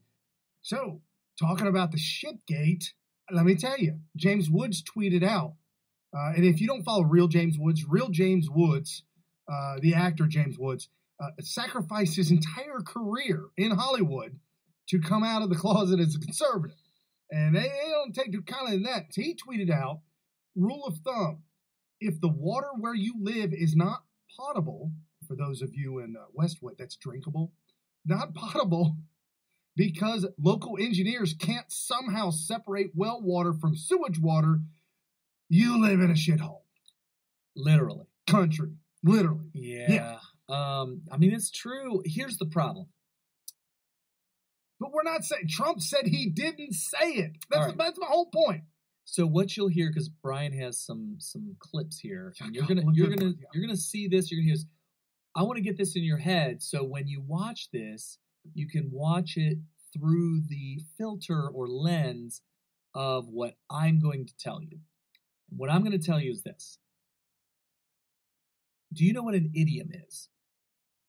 It's a phrase or a word that is used with a meaning other than literal. Are we still on? Because you gotta you gotta. No, you're good. Okay. Yeah. So that's what an idiom is. Shithole is not only an idiom, but it's pretty much exclusively an idiom. And why do I say that? Well, what is a shithole? Literally, a shithole is a hole that you put shit in, like literal feces. Right. Like kind of like an old school toilet or an outhouse. Yeah, like an outhouse, right. Nobody uses the word shithole to mean a literal outhouse hole in the ground. No, never. No. When you hear the word shithole, what you're literally what you're hearing is somebody describing a mess or something that's just like if you were to go to Tijuana, or if you were and you see these shanty shacks made out of cardboard. They're completely falling apart. Right. Children in the streets with maybe no clothes on because they couldn't afford them. Right. Torn clothes, everything's filthy, dirty, falling apart and nobody cares. Right. And if they did care, they don't care enough to do anything about it to change it. Now, if somebody were to call that a shithole, they're not talking about feces. They're not They're talking about colors either. But a lot of people Color of skin? No, that's not what they're talking about. We're going to get to that in a second. So if you came home from work and there were pots and pans everywhere, food on the floor, just clothes, people didn't put them in the hamper, just a total mess. Now, my personal thought on that is if there's food and broken eggs and just or somebody tracked in mud from outside. Dirty enough to where roaches may find a place to hang out. Right. That's a shithole. Right. And so the point is this is like a common idiom that's used for a definition that is other than literal brown feces. Right. Now, what you're going to hear over the next days that we're going to talk about ShitHoleGate, right? Where they're trying to criticize Trump on this, is they're going to demand that the word shithole be used literally. Yes. And why is that? The reason why is because if I come home from work and the place is a mess and I say, this place is a shithole, we're not talking about brown feces. No. And that's not what they want. What they want you to imagine a literal shithole, which nobody uses that word to describe ever. A literal shithole. No. With a hole with brown stuff in it. Now, why would they do that? Because they're now connected it to race. Right. Racism. Because the countries that Trump described have, other than white people there, is brown or black or whatever you want to call it, people with brown skin. Well, apparently they don't realize there's a lot of white people who live in Africa. Oh, lots and lots and lots. Sorry. But they don't want you to know that. No. They can't have you know that. No. But so the imagery that you think of when you think of Africa is brown skinned people. Haiti, brown skinned people. So they want to paint this picture that when he said shithole, he was literally meaning human feces. So that way you can connect these dots the connection doesn't exist. But he never even said it. Well, let's assume he did. But he didn't. Right. Let's assume he did. But he didn't. What I'm just saying that I'm showing you how they're connecting the dots. Right. And I'm saying they're doing this because with a false premise. Because nothing else is working. Nothing's working. Nothing. Everything Russiagate, we still got to talk about that. It ain't working. And nothing's working. So what they're doing is they're going to change an idiom that is exclusively an idiom. Nobody uses the word shithole to describe an actual shithole. So anyway, an actual. So they're making this connection with brown feces to brown skin, and because they're racist inherently in themselves, and they're trying to paint this false picture that Trump is calling brown-skinned people literally shit. Right. Not just the idiom shit. Right. I mean actual human feces. And I'm sorry, there are some casualties. Republicans have been are becoming casualties. Paul Ryan, for one, a casualty, calling out Trump in a town hall style meeting. And Michael Steele, former Republican chair. Yeah. Okay. Yeah. Former Republican chair on MSNBC or CBS, one of the two, and called Michael Steele, black man, Republican, called Donald Trump a racist. You're racist, Donald Trump. You're racist. He's an establishment cuck. He is a progressive. Right. He is a part of that whole deep state / swampy progressive, And there's a guy running against Paul Ryan. I think Paul Ryan may be giving up his seat, and I hope this gentleman gets it. His name is Paul Nealon. Paul Nealon put this video up on his Twitter account just recently. I'm wondering if you really believe Paul Ryan is above saying shithole countries. I'm going to show you a video of Paul Ryan in Racine, Wisconsin, talking to a group of dreamers. Putting myself in his shoes, I don't think I would have done anything different. If I was living in a country where I had no opportunity, where I was living in despair and poverty, and I was fearing for my safety and my family's well-being, I would go anywhere to make a better life for myself and my family. Who wouldn't do that?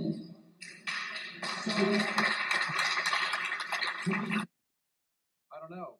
Saying if you feared for your life and your family's life sure sounds like a shithole to me. When Texas and Florida flip, we'll never win another electoral college victory. Add Georgia, Colorado, Arizona, we're done. Yeah, that's true. That is definitely something a little bit worrisome. Now, one thing that Paul Nehlen is pushing for is attacking DACA. We need to all get on the same page on that. If you were watching from the beginning of this show, you heard me say, stop with the attacking of DACA. Go after the illegals. That's fine.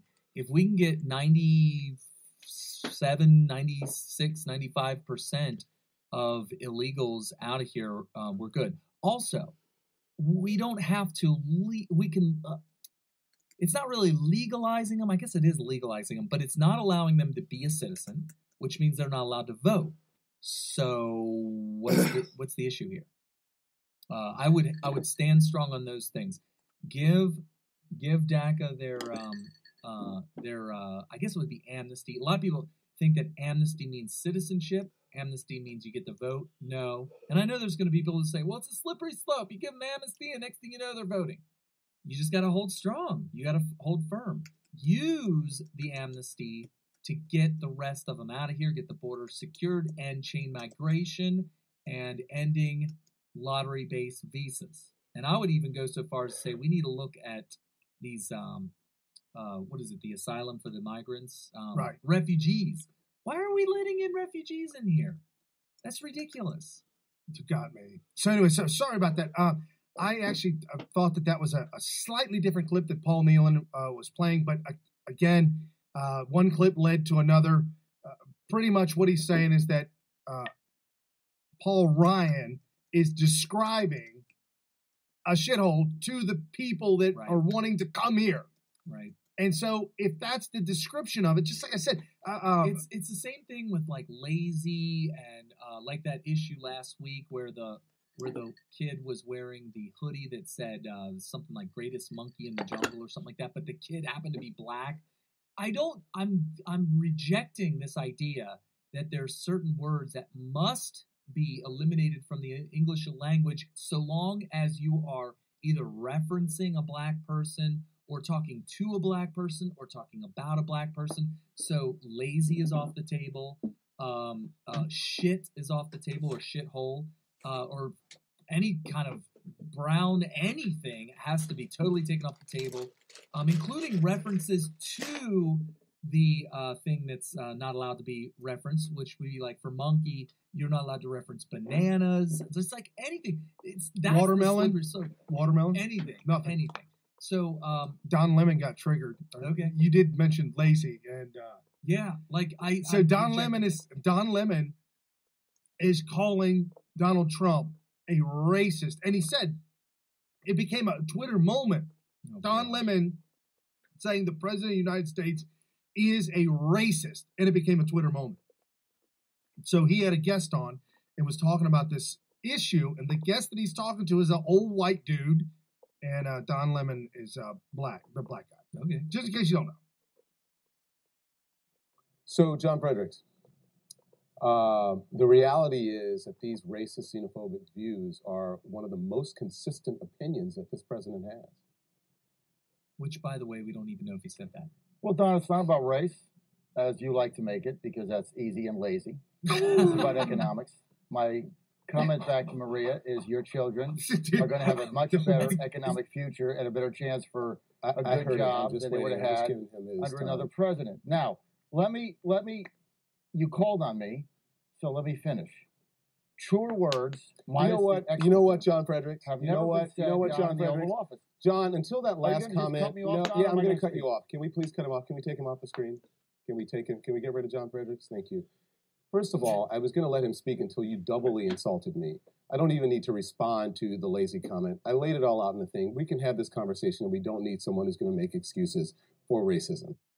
Okay, so here's the thing. You got triggered! You don't get to do things that can be described as lazy, which I think that was an accurate description of the kind of work that you're doing as a journalist. As a journalist, you're calling somebody racist based on... lazy. You're calling... Well, Don Lemon calling Trump a racist is lazy. Right, that's true. It's lazy to just go to race every single time. Yeah, pulling the race card has been so overused that it's like, now, it's like whatever you do, let's see if we can connect the dots and make it lazy. I guess that's not lazy, or not make it racist. It's not lazy to have to do the mental gymnastics it takes sometimes to connect dots that aren't even there in order to paint the picture of racism. But there are things in journalism, and I don't fault him for saying that was lazy journalism. But just because you're black doesn't mean you're immune to being called lazy. Yeah. And guess what? I mean, Too bad. If you're being lazy, you're going to be called lazy. If you're doing a half job and you're not doing a full job, and everybody else is doing a full job, I don't care what the color of your skin is. You being lazy, fool. Yeah, you're being lazy. And that's the thing. When you take away an adjective to describe somebody because of the color of their skin, all of a sudden that person is going to feel like he can't be criticized for being that very thing because of the color of his skin. The whole thing is just a big disaster. And Don Lemon is a big fat racist. Right. Lazy. And so lazy racist. And so CNN trying to capitalize on this possible fake news, because that's what they do. Apparently, they put together, this was on CNN's website. They put together a montage of the nightly comedy shows. And you're like, well, why? Why would they do that? Because now nightly comedy shows are news outlets or information outlets that they believe would be news, like kind of like the Daily Show, right? Which was not news. It's comedy. Well, as soon as you called him out for mistakes, he'd be like, "Hey, I'm allowed to make it. This ain't even news. This ain't journalism. This isn't nothing. This is just comedy." And let me tell you, Jon Stewart was the first to he would immediately knee-jerk. Hey, come on, man. I'm a comedian. You can't hold me to any standards. Meanwhile, somebody like a Jon Stewart is where most of the young people, what is that, ages 16 to 25 or 30 or something like that, the young people, they get a majority of their news from him. So he bears a significant portion of the responsibility to be accurate. Right. You would think. So CNN put a montage of nightly comedy outlets. I don't even know I guess the Comedy Central, the Daily Show. I don't even know who the guy is. It's the guy that's hosting the Daily Show his name is not Jon Stewart. Right. He's a skinny black guy. I don't know. I mean, that's just it. Okay, so here is the clip. If you're on Periscope, you can watch the video clip. If you're listening to this in your car or on your phone, there might be a little bit of music, but there is some talking, and you'll be able to hear that in the background. Guys, I don't know how to break this to you, but I think the president might be racist. Based on? Late night hosts respond to the President Trump's latest comments on immigration. Trump expressed frustration with people coming from the U.S. shithole country. They're not whole countries. For one, Donald Trump isn't their president.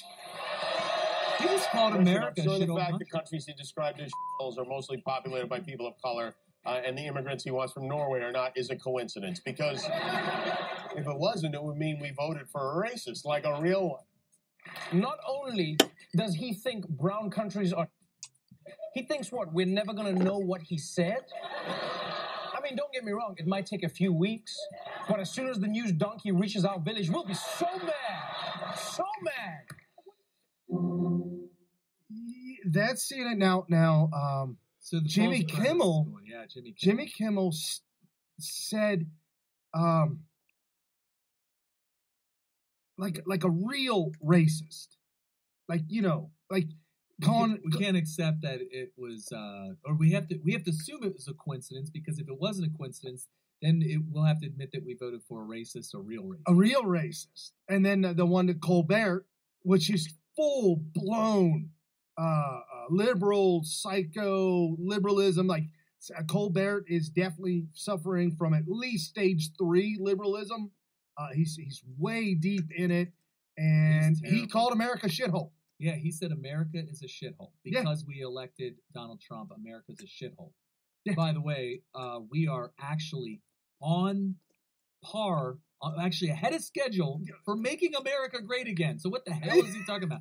Going back to Jimmy Kimmel, he's basically saying the virtue signaling cuck boy, I'm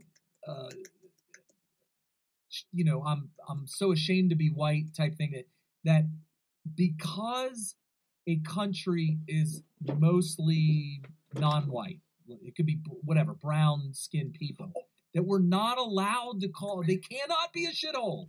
They cannot be a country that could be described with the idiom, not physically brown matter, the idiom shithole, because the people in it happen to have brown skin. This is the most cuckboy crap. And you know what?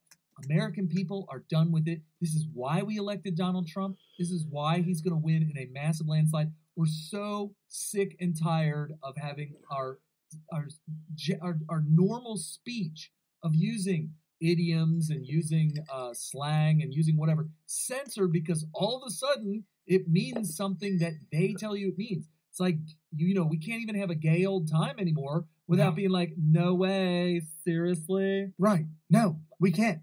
And why do you say Norway? Norwegian? Why was it Norway? I mean, there's no black people there, apparently? Well, they're taking advantage of a situation. Apparently, Trump had the Norwegian people here, the dignitaries. They were here. Well, they're claiming, besides calling African nations and Haiti a shithole, they're claiming he said that. They're also claiming he said, why don't we bring people here from Norway? Right. Instead. So he's basically saying that Norway's not a shithole country. But to say that he's saying it's not a shithole country because there's not very many brown-skinned people there is a connection that the liberals are making that's not there. They're literally just making up this connection. Right. No, out of thin air. And to say that, well, Norway's socialist. We don't want those people here. No. You're going off the rails. Forget about it. There was there's a guy on CNN that looked at one of the co-hosts and said, where are you watching Dukes of Hazzard at? And said to the woman, would you rather live in Haiti or Norway? There you go. That's a good question. And she was triggered because that is a horrible. She couldn't answer it. I would rather I'm not sure that's live appropriate in for children. Norway, where the Clintons haven't destroyed that country. I don't know. It's just called the Dukes of Hazzard. Yeah, but if you go to Haiti, you might wind up dead because the Clintons destroyed that place. And Donald Trump said that do not visit Haiti because you might be. Oh no, the new one. That was the Obama administration. Really? That Haiti is so dangerous. Don't visit. Don't vacation there because you might be shot.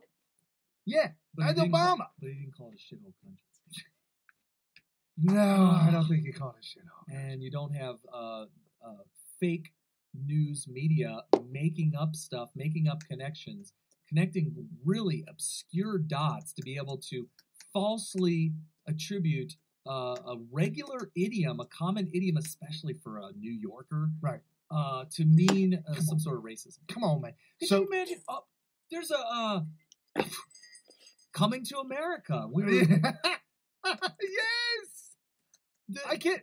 Can you pull that up? Yeah, you talk for me. Okay. I'm gonna pull it up. So Donald Trump tweeted out, Obama administration called Benjamin Netanyahu chicken shit. Uh-oh.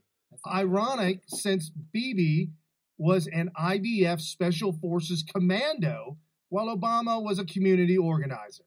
Wah, wah, wah. Now, listen, folks, I'm still saying that Donald Trump has not lied to us. I've never seen a time where Trump has lied to us. Donald Trump said he did not say it. So if he did not say it, he did not say it. Now I'm under the impression that Dick Turban is taking advantage of a situation. He was tasked with finding a situation, finding ability to do this on purpose, and he found an opportunity to lie about it because he normally lies about it anyhow. So let's see. And Lindsey Graham also part of the establishment. Lindsey Graham is definitely not a player for the Donald Trump team at all. We know that. So I can hear that. I can hear that. So Lindsey Graham came out and he said, Lindsey Graham was in the meeting. Lindsey Graham said that I can hear that too. Oh. Lindsey Graham said that the reports that you hear in the news are not wrong or not. Lindsey Graham didn't say that he said it. He didn't say that Trump said it. But they're trying to take that, twist it around and say, let's see, I'll just read it. Lindsey Graham in 2013 called other South American country hellholes. So Lindsey Graham called South American countries hellholes, but that's okay. No big deal. Lindsey Graham issued a statement indicating he confronted Trump during the meeting, but did not publicly condemn the president's remarks, that of which we don't know. Quote, following comments by the president, I said my piece directly to him yesterday. The president and all those attending the meeting know what I said and how I feel. That's Lindsey Graham's statement. Lindsey Graham did not say Trump said the word shithole. Lindsey Graham did not say Trump said that. Lindsey Graham said that he was upset with remarks that he said, I didn't publicly condemn the president's remarks. And we're still trying to figure out what remarks that Lindsey Graham's talking about. We don't know.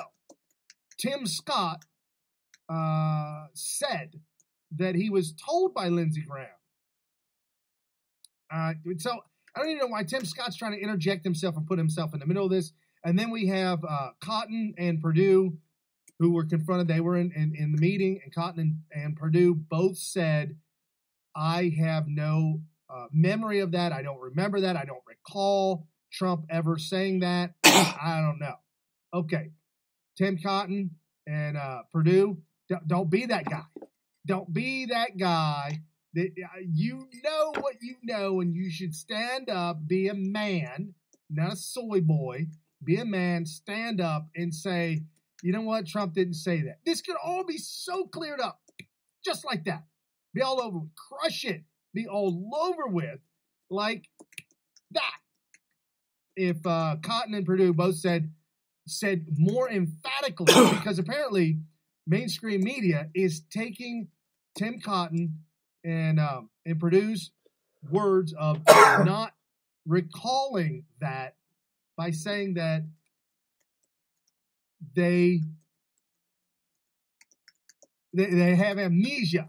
That's what they say. I think it was either Huffington Post or one of the dirty outlets. It might have been Vox News, one of the two, VOX, might have been one of the two. But they said that two Republican senators are having amnesia, meaning that Donald Trump did say it, but the two Republicans can't remember that he said, come on. If that's how it's going down, then Trump didn't say it. I'm telling you, if that's how they're coming down, that Republicans that were there that don't recall or have an amnesia, yeah, Trump didn't say it. Sorry. No. You got that clip? Yeah, finally. I had to find the right one. It took a second. Okay. Here we go. Well, real quick, so Eddie Murphy in Coming to America was trying to, he was a prince, and he was trying to get this girl who's a commoner in America, and he didn't want her to know he was a prince because he wanted her to fall in love with him for who he was, not what he was. Right. So his assistant went out and splurged on all these nice things for the apartment, and he was bringing over the girl to see his dump of an apartment, and he made it all up nice with all these really rich things, and he freaks out, and he's like, I need a new room, and the landlord is there with him, and the landlord offers up a solution. So let's hear it. I'll tell you what, I'm going to let you boys stay in my apartment, and I'll move up here. Does your apartment look poor? Yeah, it's a real shithole. So there you go. That's it. Because Arsenio Hall made it. I mean, this is in the ghetto. And Arsenio Hall had the whole thing redone. Did he put the hot tub in this one? Yes, he was in the hot tub, I think. Yeah, so it's funny. He originally got a really what he described as meager accommodations. Right. And so that way he would come off as being like a commoner, a poor person, whatever. And his assistant was getting fed up with the meager lifestyle, so he went out. Arsenio Hall. Yeah, his assistant was Arsenio Hall. You guys all know this. You guys listening, you guys have seen Coming to America. But I do remember him calling it a real shithole. He was referring to his own apartment. He's a black man. Does that mean it was racist against him? Was he referring to his place as a shithole because he lives there and he has brown skin? No, because the place is a real shithole. Right, because it's a dump, because it's dirty, it's got trash probably everywhere. Cockroaches. Right, and so... and mice. So the word shithole has nothing to do with shit, and it has nothing to do with anything brown, and has nothing to do with black-skinned people or brown-skinned people or nothing. And more of the fake news. This is more fake news. NBC, reporter for NBC, did a huge post on Twitter and said that the ambassador Freely, who's ambassador to Panama, has now resigned due to the shithole. Wait, did he call it that? NBC says that he resigned because of Trump's words. Oh, goodness. Well, good for him. Maybe. Although we got our good buddy Jack Posobiec on the beat. Yeah. Called her tweet out and said, ma'am, he put his resignation in December. Oh. She deleted the tweet, and then Jack reposted the tweet and said, don't worry, we screenshotted that one. I gotta give and put it back Jack up. Some credit on that one. A little sleuth going on there, because I would have just accepted it blindly. He was quick on the draw. He sure was, because I would have accepted it blindly. Like, well, if he wants to, like I just did right now, I was like, good for him. Right. Wow, that's amazing. So Haiti, why are we talking about Haiti being a shithole, and why is it? Because of Hillary Clinton. Haiti had an incredible earthquake that rocked the whole place and desperately needed help. Okay. But Hillary Clinton, Secretary of State, said, hey, we can help. She goes to Haiti. Bill Clinton goes to Haiti to stop his woman from kidnapping those children because they would be found out. So they weren't able to kidnap the children in Haiti. But which seems to be a problem, right? Well, when the Clintons go anywhere, you got to batten down the hatches. You got to hide your wives and your children and your husbands, because everybody up on Lolita Express. I'm just saying. Oh my gosh. So the Haitian Relief Fund in Haiti. Mm-hmm. And why are we talking about Haiti? Because the Relief Fund, after the earthquake, raised a I believe it was 9.0. It's not 04. I think it's 9.4 billion. Anyway, over $9 billion. Okay. For the Haitian Relief Fund. Makes sense. To go and fix the country, help it out, and get it back together. Right. 89.9% of that, so $5.4 billion of that money went to non-Haitian organizations. Like not even on the island? $5.4 billion went to non-Haitian organizations. Okay, that's like more than half. 580 million, not billions anymore. 580 million. So half a million went to the Haitian government. That's like That's terrible. That's like less than they're saying 9%. 89% went to the Haitian. I think that number 5.4. That's wrong. Clearly, 89%. We started with 9 billion. Oh, because 89%. I think it's a typo error on my part. Gotcha. 89% went to the Haitian non-Haitian organizations. 89%. 9% went to the Haitian government. 0.6% went to Haitian organizations. For relief effort. For relief effort. So almost 90% of the $9 billion went to some other organization other than Haiti. Like it could have gone to something that's completely unrelated to the effort. Clinton Foundation. Oh, for Christ's sake. Well, what about the cell phone company that never donated to the Clinton Foundation? Donated big money to the Clinton Foundation and struck a deal with the Clintons to provide free cell phone. Now, I remember this like it was yesterday because when I read the article, I said, they just went through an earthquake. What the hell? Right. They need cell phones. Go ahead. Very accomplished. People need water. Pay me now. So they claim I will reward you later. Or just pat you on the back. People would be able to transact business. It's amazing how accomplished. So these are the people, I was just like, wait a minute. PayPal you. Okay, so you're a student. You're literally just a student. No, the company Stop made telling off me what with you're a future blank hundreds of millions of dollars. But then on top of that, millions of dollars. It doesn't, Haitian people during the run-up, you had the right to come here or to be Haitian. And I flat out, I got so people from Haiti triggered, or have family in Haiti that live in America. You know, a thank you would protesting. be nice. Yes, a thank Hillary you would Clinton. be nice. And the media by the never way, showed you're the welcome. entire Right. campaign. And that, I just left it at that. Right. I'm just saying. Yeah, it's just. So let's go over a couple of things that Obama and Hillary have said over and we the need years, to and keep nobody them says there anything and about. fix it. How about the time Barack Obama blamed distracted Cameron for Libya shit show? Really? They want to Libya. There's definitely non-white shithole. people that Right. that's why they Dare want I to come say, here. Don't start to tell me there was a skin. whole Yeah, Twitter she called moment it that that was Obama. Obama called it. Yeah. Me on Twitter. Yeah. That's not very presidential. Apparently there was a and by the way, No. clearly racist people. Clearly Right. how about Hillary Clinton? Future president. Future president. Yeah, that's very accomplished.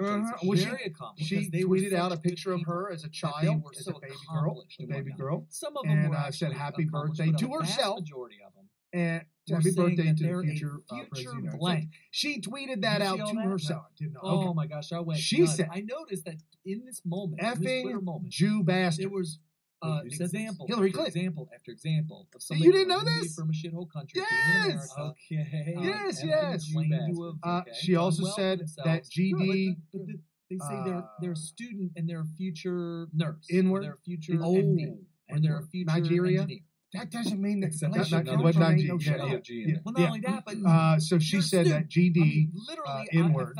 I She also actually said tweeted this out. I stupid said, well, kikes. why don't I just go to the bank? If and you're say a I'm younger future generation, you might not millionaire because I know, bought a but lottery kike Yeah, is that's a it's very derogatory term towards I'm a future Jewish. lottery like the N-word for future Jewish lottery people, winner. which I'm actually Give me a surprised big you loan said so it I can start my because company because there are I people clearly am definitely be able to Jewish pay you people who back would be like Oh! millions of dollars. Did he actually just say We don't have Jews that listen to the show. based on the fact that I'm a You know, future it's lottery possible. winner. I am in college, and but I didn't say it. football Hillary degree. Clinton did. Right, OLS, you just quoted Hillary Clinton. and I had to say it because I couldn't. Right. The K word, based you on wouldn't know my it. You wouldn't. organizational It's such a leadership lost. degree. I am a derogatory term that people just don't use GE. anymore. Right. You see it in like so 80s, go ahead, early pay 80s, pay me late now, 70s, pay me I think now, it was used and in, I will 40s. reward you later. Oh Lord, just pat you on the back. Do not being search so that. Do not accomplished. Google that movie. Do Yeah, not they- search they it. do I that. never, These Mom, people, Dad, I never was just watched like, that. Wait a minute. It has a okay. So you're a student. You're literally Oh, just made a for student. TV? Yes. Stop Oh, telling so me they what cut you're the a whole future movie out and played like 10 blank. seconds. But then on top of that, it doesn't It doesn't mean that you have the right to come here or to be here. And I got so triggered. I just finally said, a thank you would be nice. Yes, a thank you would be nice. And by the way, you're welcome. Right. And I just left it at that. Right. Yeah, it's just. I'm just sick of it. So let's go over a couple of things that Obama and Hillary have said over the years, and nobody says anything about. how about the time Barack Obama blamed distracted Cameron for Libya shit show? Really?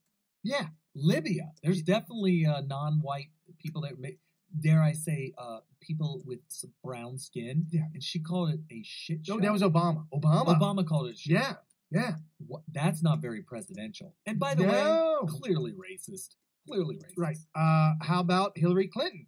Future president. Future president. Yeah, she's very accomplished. Well, very accomplished. She tweeted out a picture of her as a child, as a baby girl, and said happy birthday to herself and happy birthday to the future president of the United States. She tweeted that out to herself.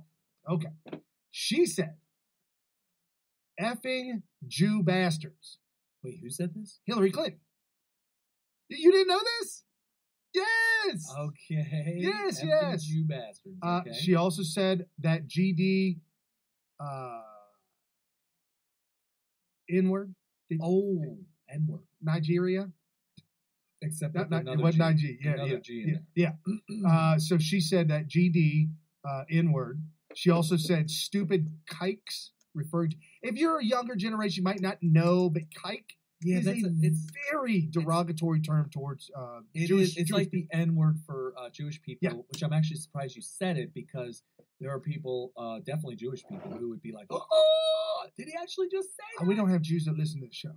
I mean, it's possible. Maybe. I don't know. It's possible. But I didn't say it. Hillary Clinton did. Right. He's just quoting Hillary Clinton. And I had to say it because I couldn't. The K word, you wouldn't know it. You would. Right. It's such a lost derogatory term that people just don't even use anymore. Right. You see it in like 80s, early 80s movies, late 70s. Like I think it was used in Porky's. Oh Lord. Do not search that. Do not Google that movie. Do not search it. They do. I never, Mom, Dad, I never watched that. It has an edited version. Oh, made for TV? Yes. Oh, so they cut the whole movie out and played like 10 seconds. They cut significant portions. Anyway. So, and you may remember this went around during the campaign where Hillary Clinton referred to black youths as super predators. That's right. And, very racist. And that they need to bring them to heel. What do they mean by them? Yeah. And, those people. And not heal, H-E-A-L, like heal the wound. Heal like as an animal. Right. H-E-E-L. When you tell a dog to heel, you're basically telling it to sit. Right. Basically. And they're claiming that Donald Trump said that countries that are shitholes were shitholes. He said he never said it, but they're claiming he said it now. But nobody is talking about all the things that Democrats say. Yeah. Constantly. It's like they're racist. Come on.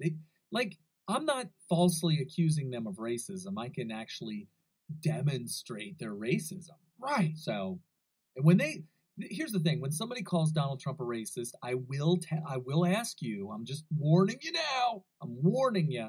You're going to get a response from me like, how is he racist? Can you give me an example of racism? And when they throw out stuff like, because he said shithole country about Haiti, how is that racist? Connect the dots for me, because I want to hear this. And of course, they'll never say it the way I said it because it sounds ridiculous when you say it.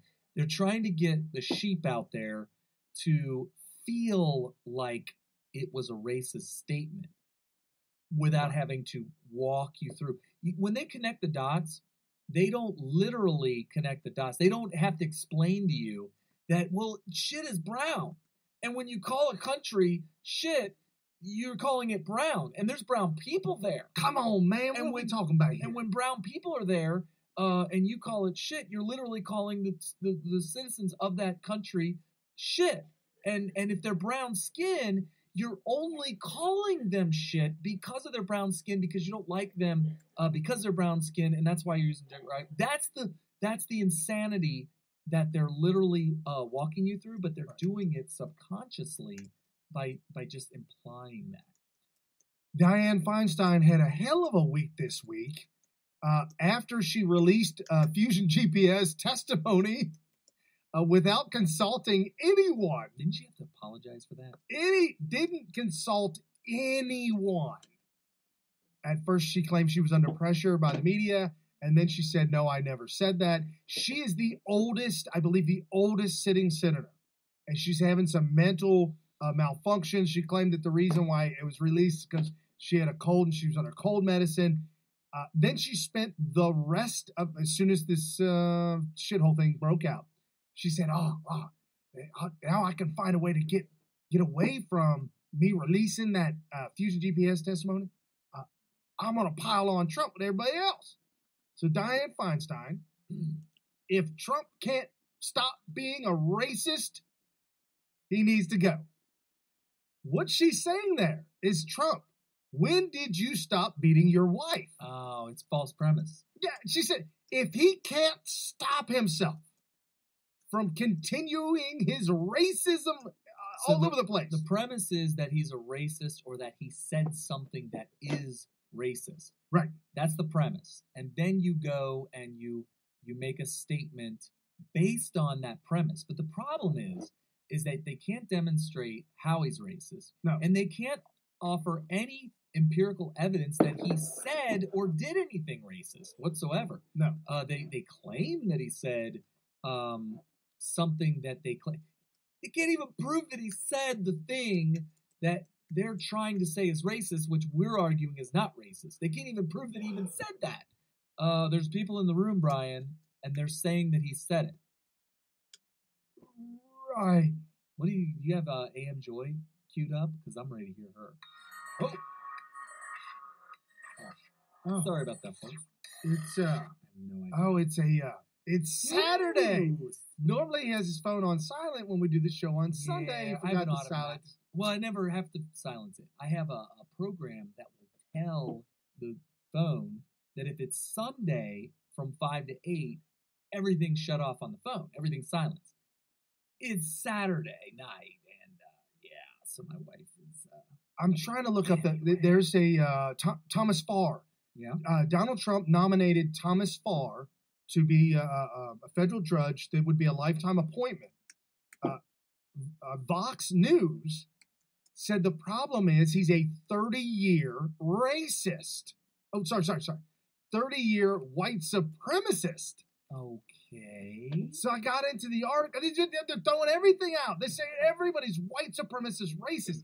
And they're saying Thomas Farr is because Thomas Farr in the past has supported no early voting, which Democrats use early voting to rig the elections. Right.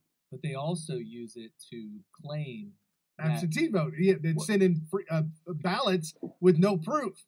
And he also supports voter IDs. Who does? Trump? No, Thomas Farr, who Trump is nominating as a judge. Okay. And so they're saying he's a 30-year white supremacist because he believes in these things. And these two things disenfranchise black voters. And how do they come to that conclusion? They just say it. No, they come to that conclusion because they believe blacks are inferior. They're not intellectually... They can't have an ID. They don't know how to... Yep. They believe that they can't get one. They're intellectually incapable of figuring it out. Meanwhile, a long time ago, it was either campus reform or it may have been Mark Dyson. It was a man on the street, went down and started finding random black people walking on the street, asking them if they have an ID. They have a driver's license. Probably everybody said, yeah. All of them said, yeah, why? I'm just curious. Well, because you're black. And blacks don't have ID. They're incapable. They're not able to go out and get an ID. Right. And they were like, no, I mean, we go and we get, what are you talking about? So clearly the idea that requiring an ID or requiring absentee balloting is needed for black people. Just the idea, just to say that is totally racist, which is why Democrats are racist. Beyond calling somebody lazy. That literally is saying. We're not saying you're lazy. We're just basically saying you're lazy. Right. That's what the Democrats are saying. Because the color of your skin, you are incompetent, and we must hold your hand. That is the Democrat Party. That's what they're saying. Democrats are 100% racist. So we got another racist on the. You called up Joy Joy Reid. AM Joy, yeah. Mm-hmm. She has me blocked on Twitter. Blocked from both her accounts. She's got multiple accounts. The second account blocked fairly quickly, probably because she knew or recognized me from before.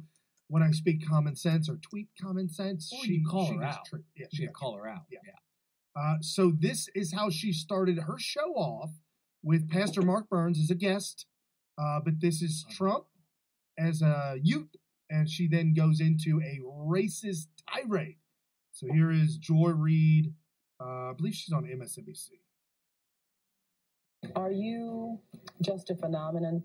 Is it possible for everybody to be what you've become?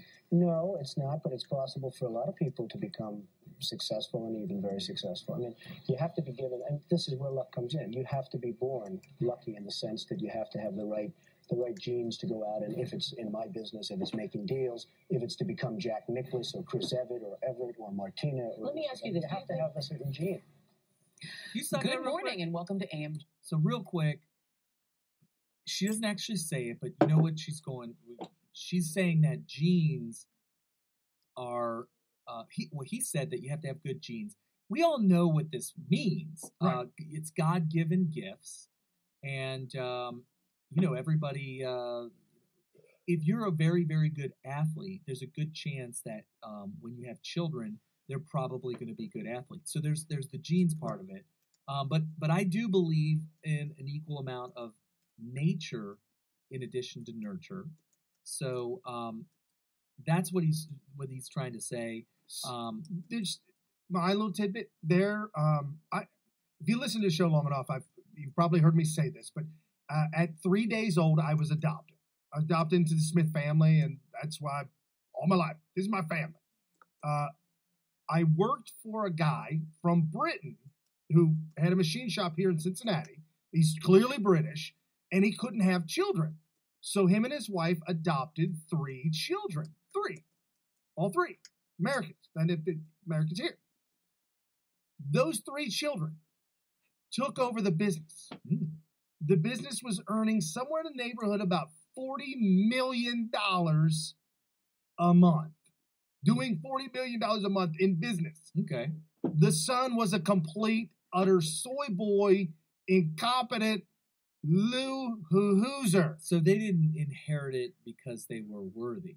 No, man. And the dad wanted out bad. Oh, he wanted out. He was getting old. He wanted out. And the son convinced him. The son is my age, too. And so it just clicked. It just a little tick. Well, that's like one example. It's anecdotal. Why couldn't I be born or be adopted to? No, folks. Things happen that are out of your control. Right. You've got to take what you've got, and you've got to make it, regardless of where you. And he is actually suffering. The boy that was adopted, the soy boy, and completely incompetent. He's actually destroying the company, and he's now having a problem, and now he has to deal with all that. I don't want his life. Right. I don't want his thing. I don't want none of that. So you gotta come to grips. Right. Donald Trump was born into a specific family. Right. And so there was part of it was nurture because his dad, like if I got raised by Donald Trump's dad, there's a chance that I would have done a lot better. I doubt I would have done as good as Donald Trump because I think that, like he said, there's the genes involved in it. So I think that there's an equal part of it. Here's the thing. They're going to try to say that it's racist that he brought up genetics, which is very ironic because of the whole Planned Parenthood formation and all that kind of stuff. Right. Oh, you're talking about the gene. They're going to say they're bringing stem cells and splicing and creating and making things. Or you're talking about actually Planned Parenthood killing. Oh, the foundation of it was that we need to look, black people. This is what. Right, and Margaret bad Sanger. genes. Yeah, she said that. Margaret Sanger was Sanger. a racist. She thought that blacks were inferior, and in order to curb their growth and their presence here on Earth, we need to start this eugenics project called Planned Parenthood. Just remove them. Yeah, and target black communities and abort as much as possible, so that we could keep this inferior gene out of there. So it's ironic that the Democrats would... And they support... that wholeheartedly support Planned Parenthood. So what they're going to try to paint the picture of here is that since he brought up genetics, and because he's white and whites have whites, white skin is a genetic trait, and black skin is a genetic trait, and that's why he's white, because his parents were white. Apparently, Joy right here. Apparently, she's inferior because of her skin color. Well, here's the point.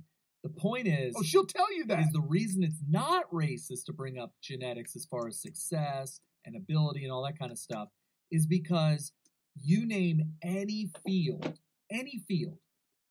and both blacks and whites, or whites and non-whites, have had both successes, wild successes, and wild failures in every single field. It's pretty much, when it comes to genetics, it seems like, a black person and a white person has a level playing field on just about any single field. Unless you're a Democrat and you're Barack Obama and you get people to pay your way through it.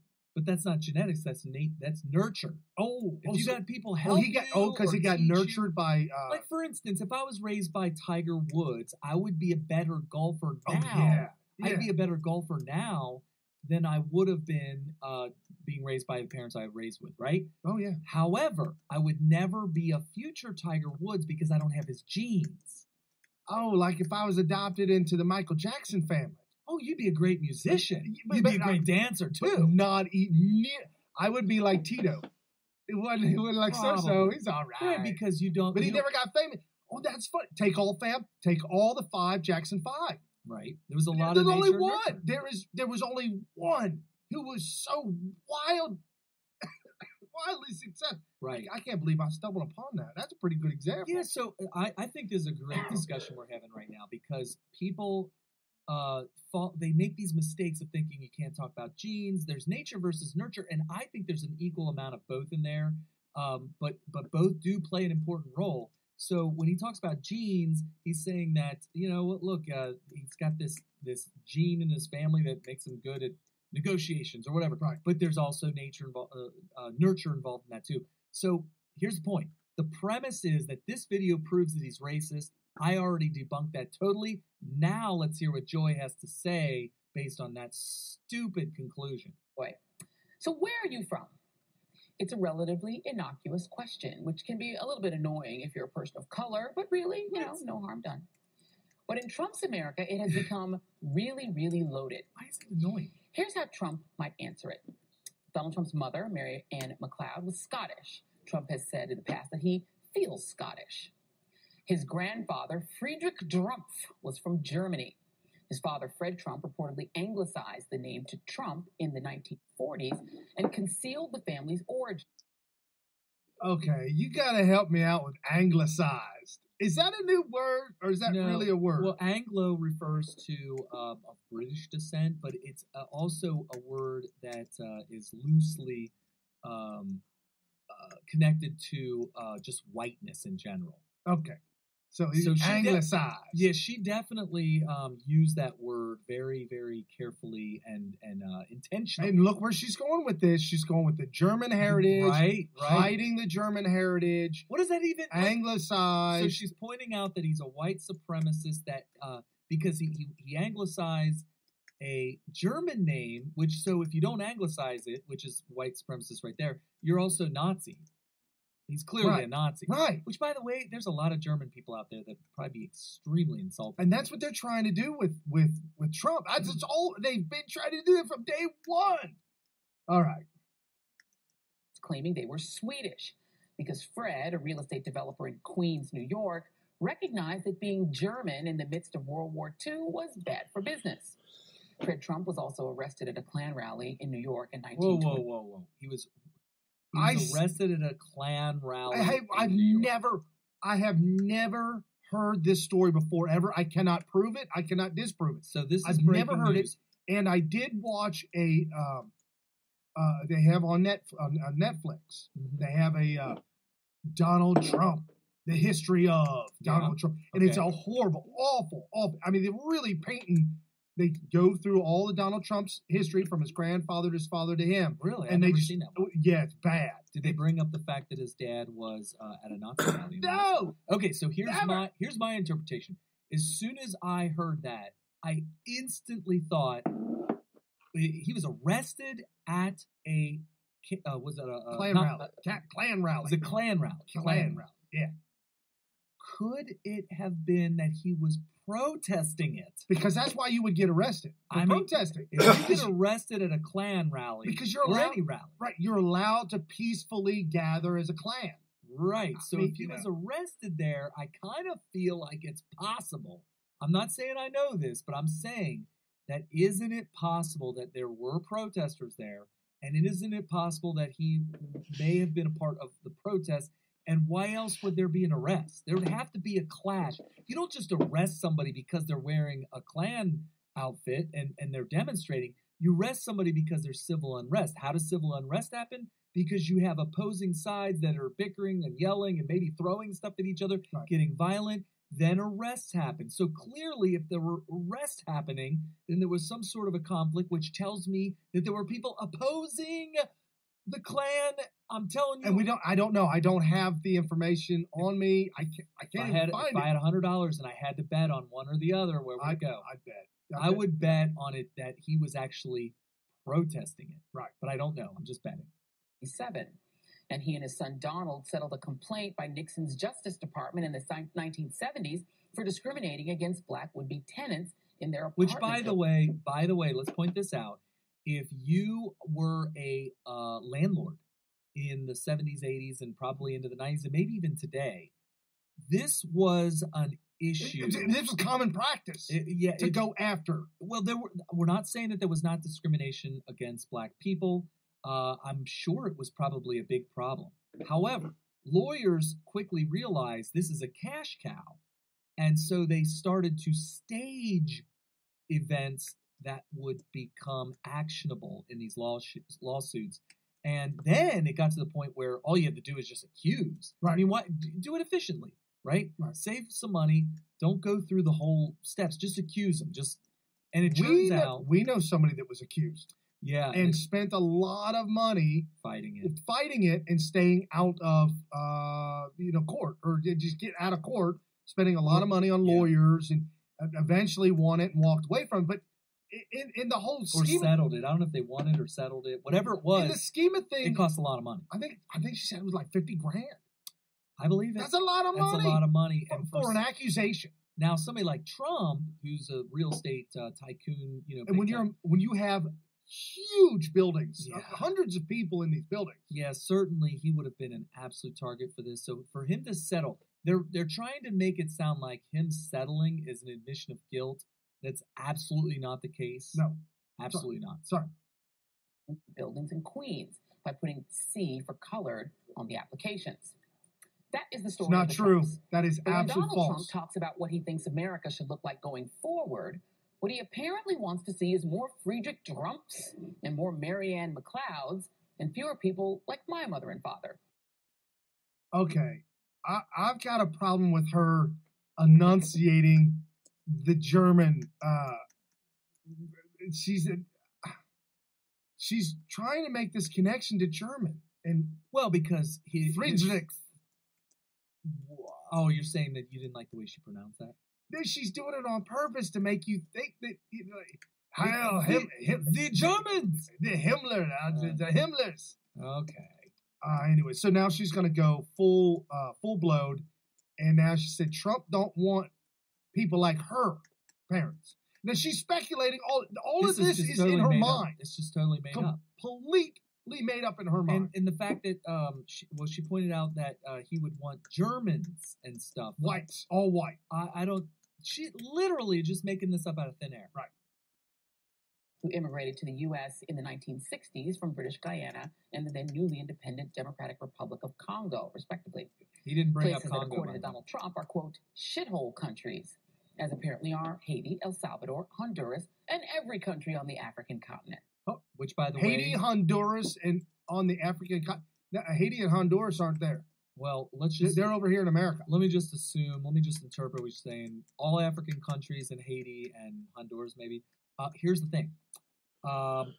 Trump didn't say all 54. We don't even know that he said any of it. Right. And not only that, but little Dick Durbin said that Trump made a comment about Haiti and said African countries are shitholes.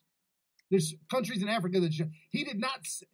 I'm saying that Trump didn't say any of this, but even Dick Durbin said Trump didn't say all 54 states and countries. I feel like he brought up Haiti on purpose so that we could talk about Haiti because of the Clinton Foundation. But if Trump said anything, it would have been to make sure that he used the word Haiti and make sure that everybody heard it so that they could bring it up and then we could bash Clintons all over the place. But whatever. Right. Okay. So now here she's gone full blown. And there is, if you're not seeing something wrong with your picture, there is something wrong with her eye. Oh, okay. She's got the lazy eye. Oh! Whoa. FCC violation. You used the L word. She might have had a stroke. Sorry, folks. Oh, my goodness. According to Senator Dick Durbin, and first reported in the Washington Post, the president's assessment of much of the planet where the majority of people are not white came during an Oval Office meeting with members of Congress to hash out immigration. She said much of the planet. What is she? Did you hear that? Yeah. She said most of the planet is mostly... Where the majority of people are not white. Yeah. Came during an Oval Office meeting with members of Congress to hash out immigration policy that could impact 11 million undocumented immigrants living and working in the United States and the untold numbers who want to migrate to the U.S., as well as a DACA fix that will decide the fate of 800,000 young immigrants who could face deportation in March if Congress does not reach a deal. And joining me now is Pastor Mark Burns, co-founder and CEO of the Now television network and a member of the Donald Trump Evangelical Council. And Pastor Burns, first of all, good morning to you. Thank you for being here. Good morning. I just want to say that Mark Burns, good guy. We hung out with him. He was cool with us light-skinned folk. I talked with him. He's a super awesome guy. You cannot help that when you hang out, when you're around Pastor Mark Burns, you cannot help but to feel happy. The guy is he's energetic. He's awesome. Yeah. He's just a cool dude. He gave a great speech. It was awesome. Yeah, cool dude. And so apparently, I found this out later, but apparently Pastor Mark thought that he was friends with Joy. And he found out rudely that maybe they were not. What is your reaction to Donald Trump calling the entire African continent, all 54 countries? Now we've gone to all 54 countries. Full blown. Significant portions of the Caribbean, including Haiti. Significant proportions of the Caribbean, including Haiti. She's expanding. The thing's getting bigger. Getting bigger. Shithole countries, pardon my language, and I know you're a pastor. Well, if, and this is allegedly, he said, let's just be clear, this is an alleged, because there are two other members of Republican members that were in there, and they denied that the president stated, they denied. Okay, I got to preface it. I got to get you ready for this. Okay, hold on, folks. The two Republicans I was telling you about, Perdue and Cotton, and I told you they need to man it up and get a little bit harder with it because they're being called as if they're having amnesia because they said, I do not recall Trump saying that. Right. I guess if you're being, this is lawyer speak. You're basically saying I can't verify 100,000% that I heard every single word in there and shithole was not among any words said in there by Donald Trump. So, but what I can say is I was there the whole time and not one time do I recall ever hearing that word being said. So there's a difference there. It could have been said, but I don't recall hearing it. It could have been said and I didn't hear it. But there's a difference between that and saying, I know he didn't say that. There's a difference. And I believe that Cotton and Perdue are doing this on purpose because they're playing both sides. Interesting. They're playing Trump and they're playing the GOP establishment. They don't want to lose favor with the money coming from the GOP. It's a non-denial denial. It's a non-denial denial, yeah. Right. But Joy is not. And Mark Burns interpreted that as meaning a denial, and Joy to her credit, is not letting him get away with it. And in a way, she's right. But there's no. She's right that they didn't deny it because it's a non-denial. They said they didn't hear it. Right, they're not denying. They didn't recall. I don't recall him saying that. I don't recall that. That's basically evidence that could be used to say, well, they were there and they didn't recall hearing it. Literally, they're saying, I could have heard it, but I don't remember. Okay. Here she goes. She's gone full hair trigger. They said that it didn't come down the way that it has been portrayed. The president made it very clear. One second before you go any further. The two senators you're talking about are Tom Cotton and David Perdue of Arkansas and Georgia, respectively. They did not deny the president. I'm sorry, I was calling him Tim Cotton. Apologize, Tom Cotton. Old Tom said it. They said they could not recall what the president said. And in fact, no one has denied it. And this is cut 6 for my producers. The White House issued a statement following what happened, and they too did not deny it. Their response to whether or not the president said what he is alleged. Okay. Here's where we get to have a little fun, folks. Are you ready for this? This is a White House statement, cut 6 from her producer. Dick Durbin to have said was, certain Washington politicians choose to fight for foreign countries, but President Trump will always fight for the American people. So no one has denied what he said. Oh, my goodness. Okay, hold on.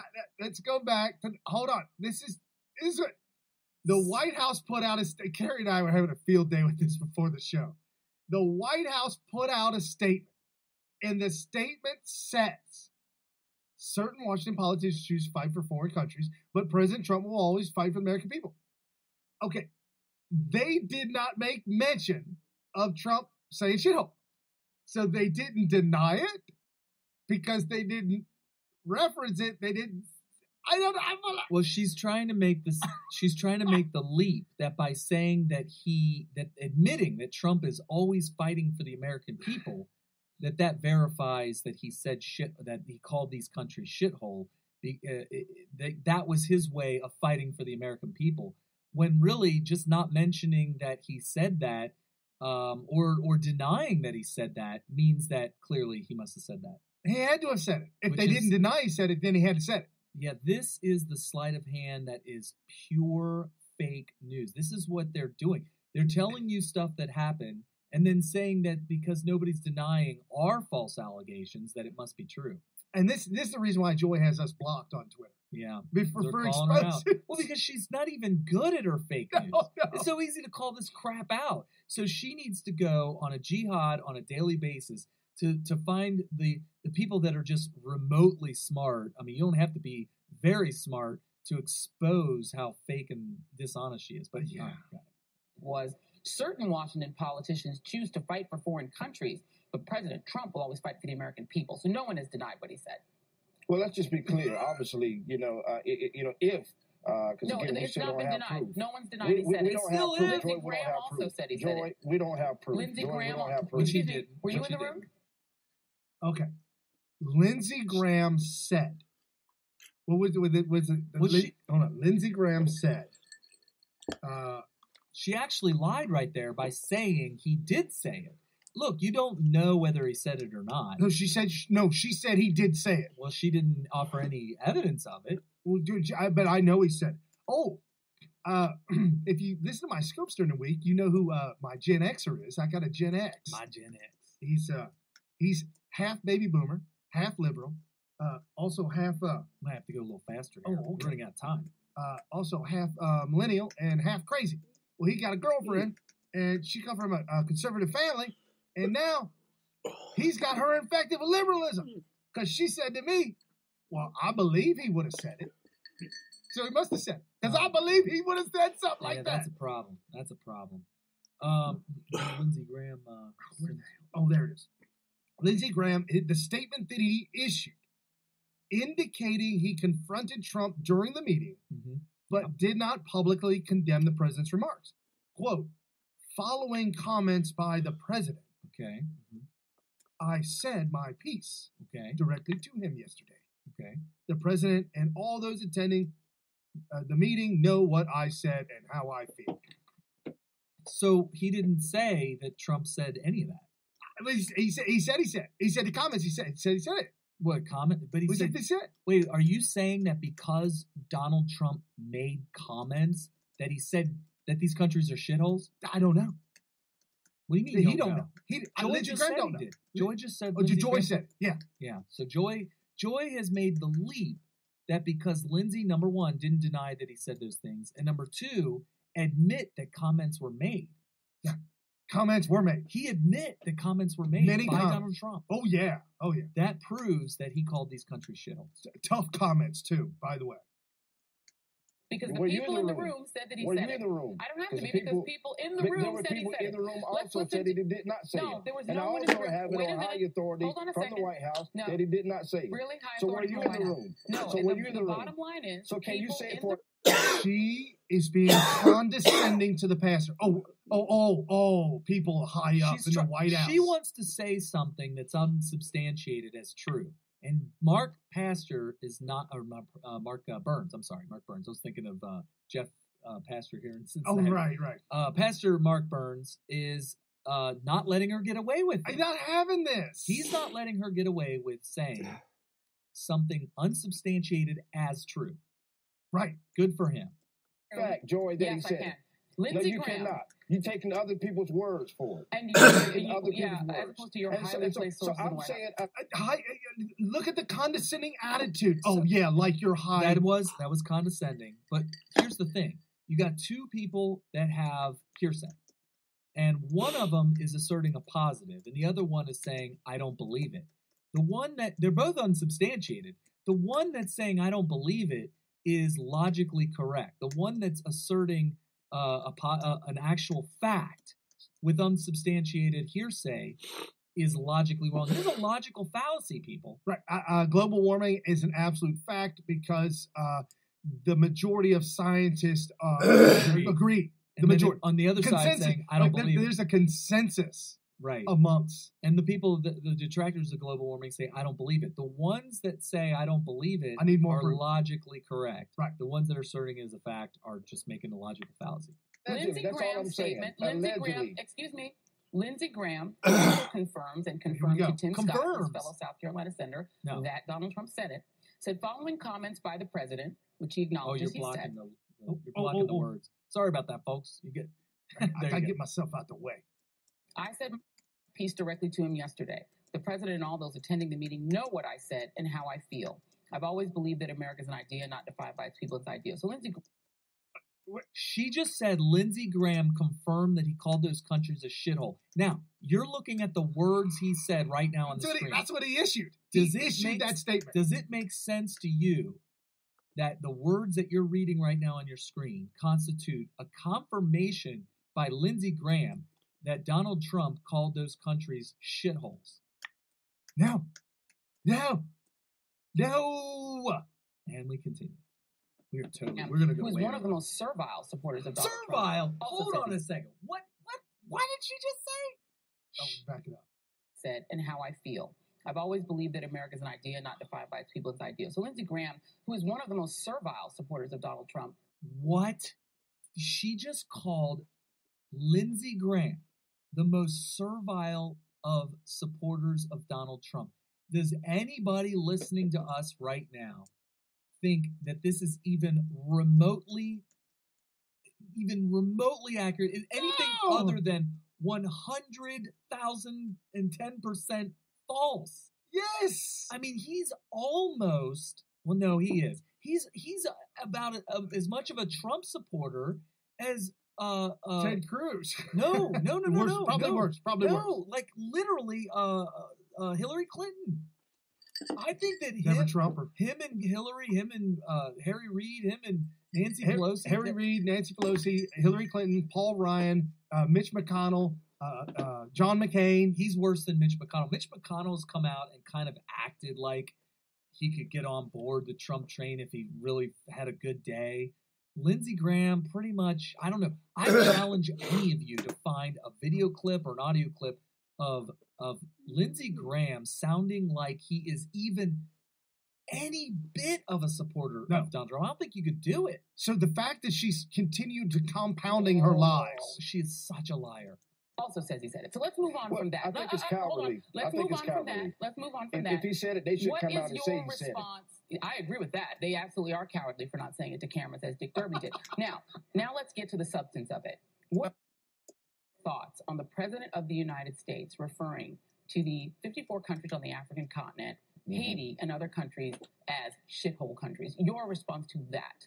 Well, first of all, it would be preposterous if it was said. I mean, I would disagree wholeheartedly to even call these countries, Nigeria, African countries, plenty of countries that are not S-hole countries. I mean, so I would completely disagree, disavow any type of a language that is spoken. That's not how I would speak, and I wouldn't want to be connected to people who would talk like that. But let's just get to the real heart of the matter. But you are connected to the president because you're on his evangelical council. His words and his deeds. The fact is, there are many of those countries like Haiti who are in destitute. They're in the worst situations because of governments that are not taking care of their own people. Now, we're talking about people leaving their own country and coming to America, when in reality, President Trump clearly ran on a Make America Great Again policy, which is why he won. Look at her face. American. Hold on, she getting triggered. She is not liking this. Want people, if they do come to America, to offer something that's going to be better for America, not simply send people who, because of their weak, broken governments, dishonorable in a lot of ways, governments in some of these countries who are not taking care of their own people. The Bible says in 1 Timothy chapter 5, verse number 8, that a person is worse than an infidel when they refuse to take care of their own people, of their own kind. And so I just believe President Trump was simply saying, it is clear that we loved our neighbor. People say, well, Pastor, what about loved our neighbor? Well, of course, we loved our neighbor, which is why we love them a lot. We send hundreds of millions of dollars of aid to many of these countries. And these corrupt governments and corrupt leaders are taking advantage of the people that are there. The Clintons, who allegedly stole millions and millions of dollars. So they can do a quick meme and say, look what Joy looks like on television. Okay. Oh, man. Well, she's being disrespectful by behaving like that or acting like that or looking like that. She clearly was triggered, especially when it went into the Haiti thing. And at the very end of that, she finally, she cuts him off. She's like, you're wasting my time. And he's like, well, you're wasting my time. She's like, okay, bye. Cuts him off. It was so disrespectful. He went straight, as soon as he left that show, when he got in his car, apparently somebody was driving him and he was in the backseat. He went straight to Periscope, and Periscope said, man, Joy and I were friends. At least I thought we were friends.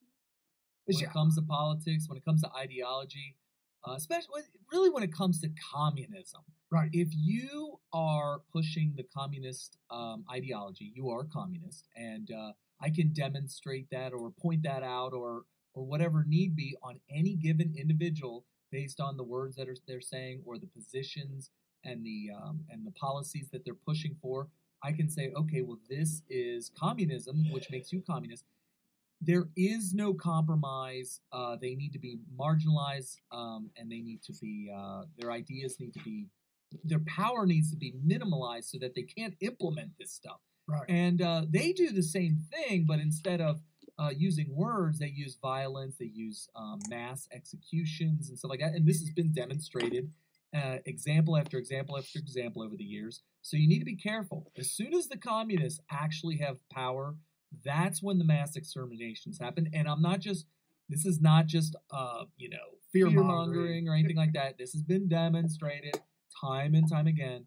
The Communist Manifesto is responsible for tens of millions more deaths than any other ideology in all of human history. They're saying in the 20th century, around 100 million deaths that communism is responsible for. I mean, there's like Pol Pot. There's you got Stalin, Mao, Pol Pot, Stalin, Cambodia is Pol Pot, right? Yeah. You have Vietnam. You have North Korea. You have Cuba, Venezuela. The mass executions and death. Of course, the USSR. Right. That was Stalin. Just goes on and on. Yeah, the list goes on and on. So many mass deaths, and these weren't just starvation. There was a lot of starvation, but there's also the actual execution of people. The starvation is part of it. That communism is responsible for the starvation of their own people. Right. The ideology has caused the lack of food and the starvation. And they send them to prison camp. And like I said, let's wrap this up real quick. Let me do a little run through real fast. Breaking news. Why are they going crazy with the shithole gate on Donald Trump? Because Friday breaking news, Uranium One indictments. See printout. Oh, dang. Oh my God. He's literally reading it. See printout. Uranium One indictments unsealed. Maryland man indicted. The man is Mark Lambert, indicted on 11 counts of bribery and fraud. This was posted by the Gateway pundit Jim Hoff. On Friday, DOJ officials in the District of Maryland announced Mark Lambert from Mount Airy, Maryland, was indicted on 11 counts related to a foreign bribery. Okay, basically, this guy had a company, and that company also was part of another company that shipped uranium out of the country. They're saying that he was involved in bribing or taking money and bribing other Russian officials. And the Uranium One, maybe he got the money from the Clintons. I don't know about how this is all going to play out, but he got the money from Fusion GPS, and he was able to transport the uranium or have something to do with the deal, get it to the Russians, something to do with Uranium One. All this is going to play out, but this was huge. When you get into the article, it is unbelievable. Also, this Judicial Watch revealed on Friday that there are at least 18 classified emails in the 798 documents recently produced by the State Department from the FBI's investigation into Hillary Clinton's illicit email system. The emails were found on the laptop of Anthony Weiner. Human evidence emails on Anthony Weiner's. So there's 18 classified emails on Anthony Weiner's laptop, completely unsecured. This is jail time. This is what we've been talking about this entire time. All this news broke. Big news broke. All on Friday. So they had to hammer down. Also, more big news that broke. James O'Keefe, Twitter shadow banning, exposed undercover video. Yeah, we know it's true. Yeah, we've always known. We've talked about it many times on this show and everywhere else. People talk about shadow banning, and we have experienced things that can only be explained if you believe in shadow banning, and now we know it's true. Something about Smith Radio. There's two of us. There's Carrie and there's me. So on a Twitter handle or a Twitter combination, I've got a Twitter account, he's got a Twitter, but we both do this together as a team for Smith Radio. And with that being said, I know a lot of people work really, really, really hard on their Twitter accounts. I'm sure you do great, and I'm not taking away from the people who work really hard on Twitter accounts. I'm here to tell you that Carrie and I combined had slain this dragon for years, plural now. And you can't put in more years. You can't put in more man hours than Brian did when he told me what he was doing. And by the way, I had a 10-hour, 12-hour job that allowed me to slay the dragon probably about 7 hours a day. Right. And Brian, now I wasn't doing the amount of hours that Brian was doing, but I was doing an awful lot of hours. And Brian started way later than at Smith Radio. At Smith Radio started years before 2020, whatever year it was. 2012. I know it was probably years before Brian P. Smith was started by Brian. And Brian caught up with my amount of following all by himself. And I'm over here on Your Voice America with this, the big following there with Bill Mitchell and everything. And Bill like Mitchell that. would pimp out Smith Radio. Hey, Right. follow this guy. Yep. Nothing. So I'm on As if Your it was Voice empty. America. Right, I'm on Your Voice America. Bill Mitchell was retweeting, and even he would put out tweets that said, please follow our co-host, and I'd be one of 7 or 6 lists on there, and I would get some follows when he would tweet that out. But I'm going to tell you right now, Brian was able to catch up very quickly because, presumably at the time, because I was already kind of big and known as the face of Smith Radio, I was already shadow banned. Meanwhile, Brian's not shadow banned, and he was able to catch up quickly. And then at one point, I got locked. I got locked out at 9,000 followers from 9,000 to 10,000. It was unbelievable. And now I'm almost at 12,000 followers now, and from 9,000 to 12,000, it's been 4 or 5 months, 6 months. Right. It's been unfathomable. Yeah, before I got shadow banned, I had peaked out at maybe about 50 to 100 new followers per day. That was the peak. That's peak, not average, peak. Right. And then when they caught on to me being a Trump supporter, it trickled down to about 1 or 2 new followers every other day. So like I would have a net gain of about 10 or so, or maybe less, maybe 5 followers per week. So for months and months and months go by, and I literally hardly have any new followers. And this is shadow banning. Or if you get 100 followers, 50 of them drop. You lose 50 followers. Right. That's how it usually happens. And also, if I gain 1,000, I lose 500. If I gain 10, I lose 5. Yeah, that's really strange. You would literally have to win the lottery for those numbers to always be the same. Right. Why couldn't, if I lose 10, if I gain 20 and lose 10 every day for a month, why is it that when I get 500 followers in one day, why can't I just lose 10? Why do I lose 250? Right. I've proven it. I've done it. Oh yeah, it's demonstrable. It's really obvious, and it's just it's a real shame. So the 4 things that James O'Keefe, a good friend of ours, exposed: Twitter actually bans and shadow bans Trump supporters. Right. If they think that you're a redneck, they will shadow ban you. Right. If an employee for Twitter doesn't like you, Twitter will ban you. If you offend a Twitter employee, you'll get banned. What's the story with William Legate? Because I just checked and I am blocked by him. Yes, so a follower, friend of ours, Nurse Patriot at LANURSE1. I can't believe that's even taken. Oh, LA Nurse 1. Okay. LA Nurse 1. She put up this post and she said, retweet if you're blocked by William Legate, which I am, as you may be shadow banned too. So I said, that's pretty outrageous. I clicked it.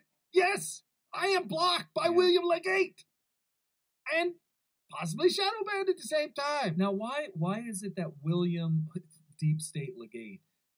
Why is it that if you're blocked by him, that you're probably shadow banned? Is there an obvious connection, or is this somebody just threw that out there? Well, she's saying that a lot of people who feel like they're shadow banned are also blocked by him. Oh, so it's just a connection that somebody made. Right. It's not necessarily proof of anything.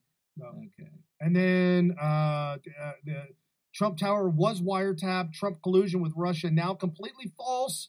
No surprise. However, they, meaning the Democrats, Obama, got a FISA warrant to spy on Trump campaign based on the fake dossier that McCain, through an associate, initiated the contact needed to create the phony Trump dossier. It was McCain that handed the dossier to Comey, who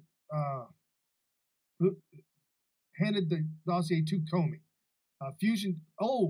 Comey also, or McCain also got with Fusion GPS to hack Trump, to get Trump out of the primaries. They're saying right now that the Republicans were going to Fusion GPS to work with them to derail Trump during the primary before he became the nominee. And then Hillary hires Steele, who Steele is now being the GOP. I'm getting ahead of myself. Hillary Clinton hires Steele and Fusion GPS to create the fake Russian dossier. It was completely fake, completely false before and after. They knew it was false to begin with. They still took the false document and got a FISA warrant to spy on Trump. Yeah, we knew it was false or fake immediately. We all joked about it. Everybody in the whole world joked about it. Come to find out, now we obviously learned about the dossier long after this all happened. This became, it was not public, but before it was public, this was used to shop around to different agencies, to different news organizations, and the agencies ended up using it to get the FISA warrant.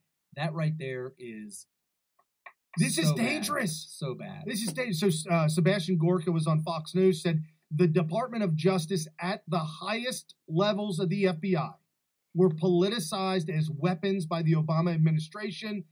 Senator Rand Paul on he's on Fox News Rand Paul says, I'm confirming FBI agents conspired against Donald Trump. Yeah, I'm just waiting for this to. In the Fusion GPS, in the Russian Golden Shower Gate, the entire Russia collusion. FBI conspiring against Donald Trump. And we already heard